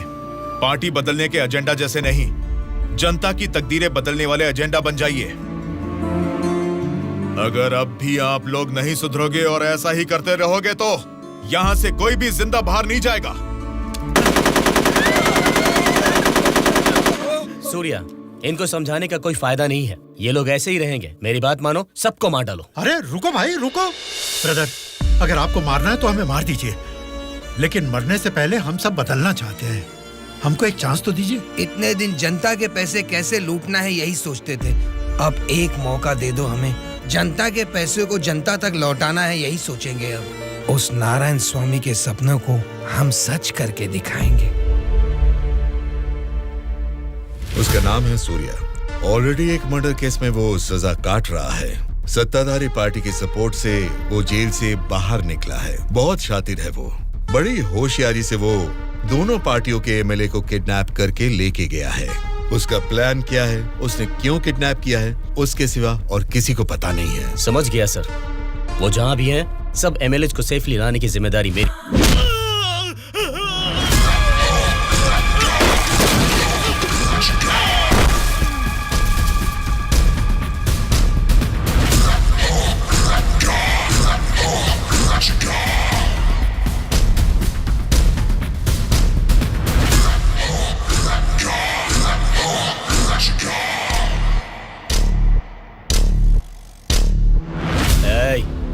को मार के एमएलए को लेकर जल्दी आ रहे हैं। कौन आता है देखता हूँ।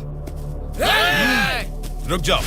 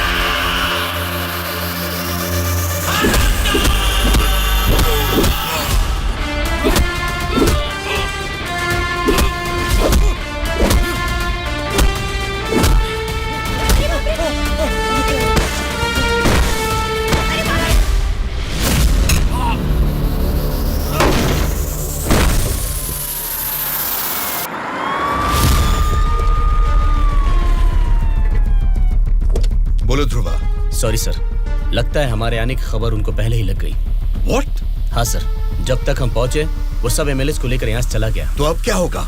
आज शक्ति परीक्षण है। आज अगर एमएलए को नहीं ला पाएंगे तो स्टेट पे एक बड़ा इशू बन जाएगा। तुम किसी भी कीमत पर उन एमएलए को यहाँ ले आओ। Okay sir, I will try my level best.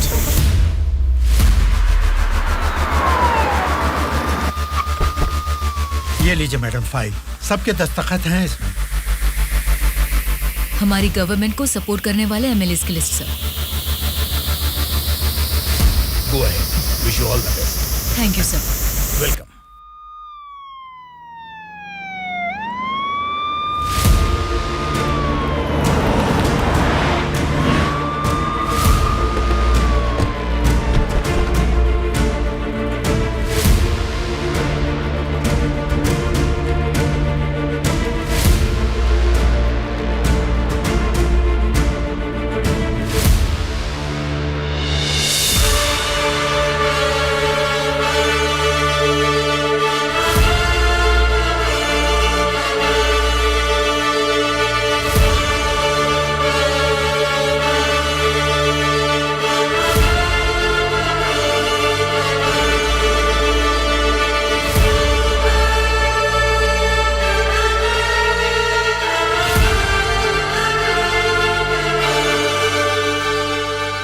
राज्य में पहली बार महिला चीफ मिनिस्टर बनने के लिए congratulations Shyamala Bharti ji. Best wishes. Thank you. एक आदमी के अच्छे काम की वजह से आज हम सभी लोग एक नई सोच के साथ इस असेंबली को देख रहे हैं। ये बात तो हमें मानना ही पड़ेगा। ये सदन पवित्र मंदिर जैसा है। इसकी गरिमा के लिए हमें सभ्य बर्ताव करना ही पड़ेगा। सबसे पहले मैं विपक्ष पार्टी से दरख्वास्त करूंगा कि उनके पास जनता की जो भी समस्याएं हैं उसका जिक्र इस सदन में करें। अध्यक्ष महोदय, असेंबली का सत्र चालू होने का आज पहला दिन है और पहले ही दिन विपक्ष पार्टी के सदस्यों को पहले बोलने का मौका देने के लिए मुख्यमंत्री जी को, स्पीकर साहब को मेरी तरफ से और मेरी पार्टी की तरफ से धन्यवाद देना चाहूंगा। पिछले 2 सालों में कोरोना महामारी ने जनता के जीवन को अस्त व्यस्त बना दिया है। जनता के स्वास्थ्य के बारे में अब समय आ गया है कि हम जाग जाएं। उसके लिए गरीब लोगों को इंसाफ दिलाने के लिए सारे विपक्ष की तरफ से मैं प्रार्थना करता हूं। इस मुद्दे पे मैं राज्य के मुख्यमंत्री श्यामला जी से दरख्वास्त करूंगा कि कुछ बोलें। अध्यक्ष महोदय, सबसे पहले बिना झगड़ा किए ऐसे अच्छे वातावरण में जनता की भलाई के लिए और उनकी उन्नति के लिए एक उपयोगी बिल को इस सभा में प्रस्तुत किया गया है, जिसके लिए विपक्ष पार्टी के नेता राम मोहन राव जी का और उनकी पार्टी का मैं अभिवादन करती हूँ आम जनता को भी बेहतरीन इलाज मिल सके, फिर चाहे वो 10 रुपए का हो या फिर 10 लाख का, उनको मिलना चाहिए। इसी सोच को आगे बढ़ाते हुए आप सबके समक्ष इस फाइल पर मैं सबसे पहले दस्तखत करती हूँ।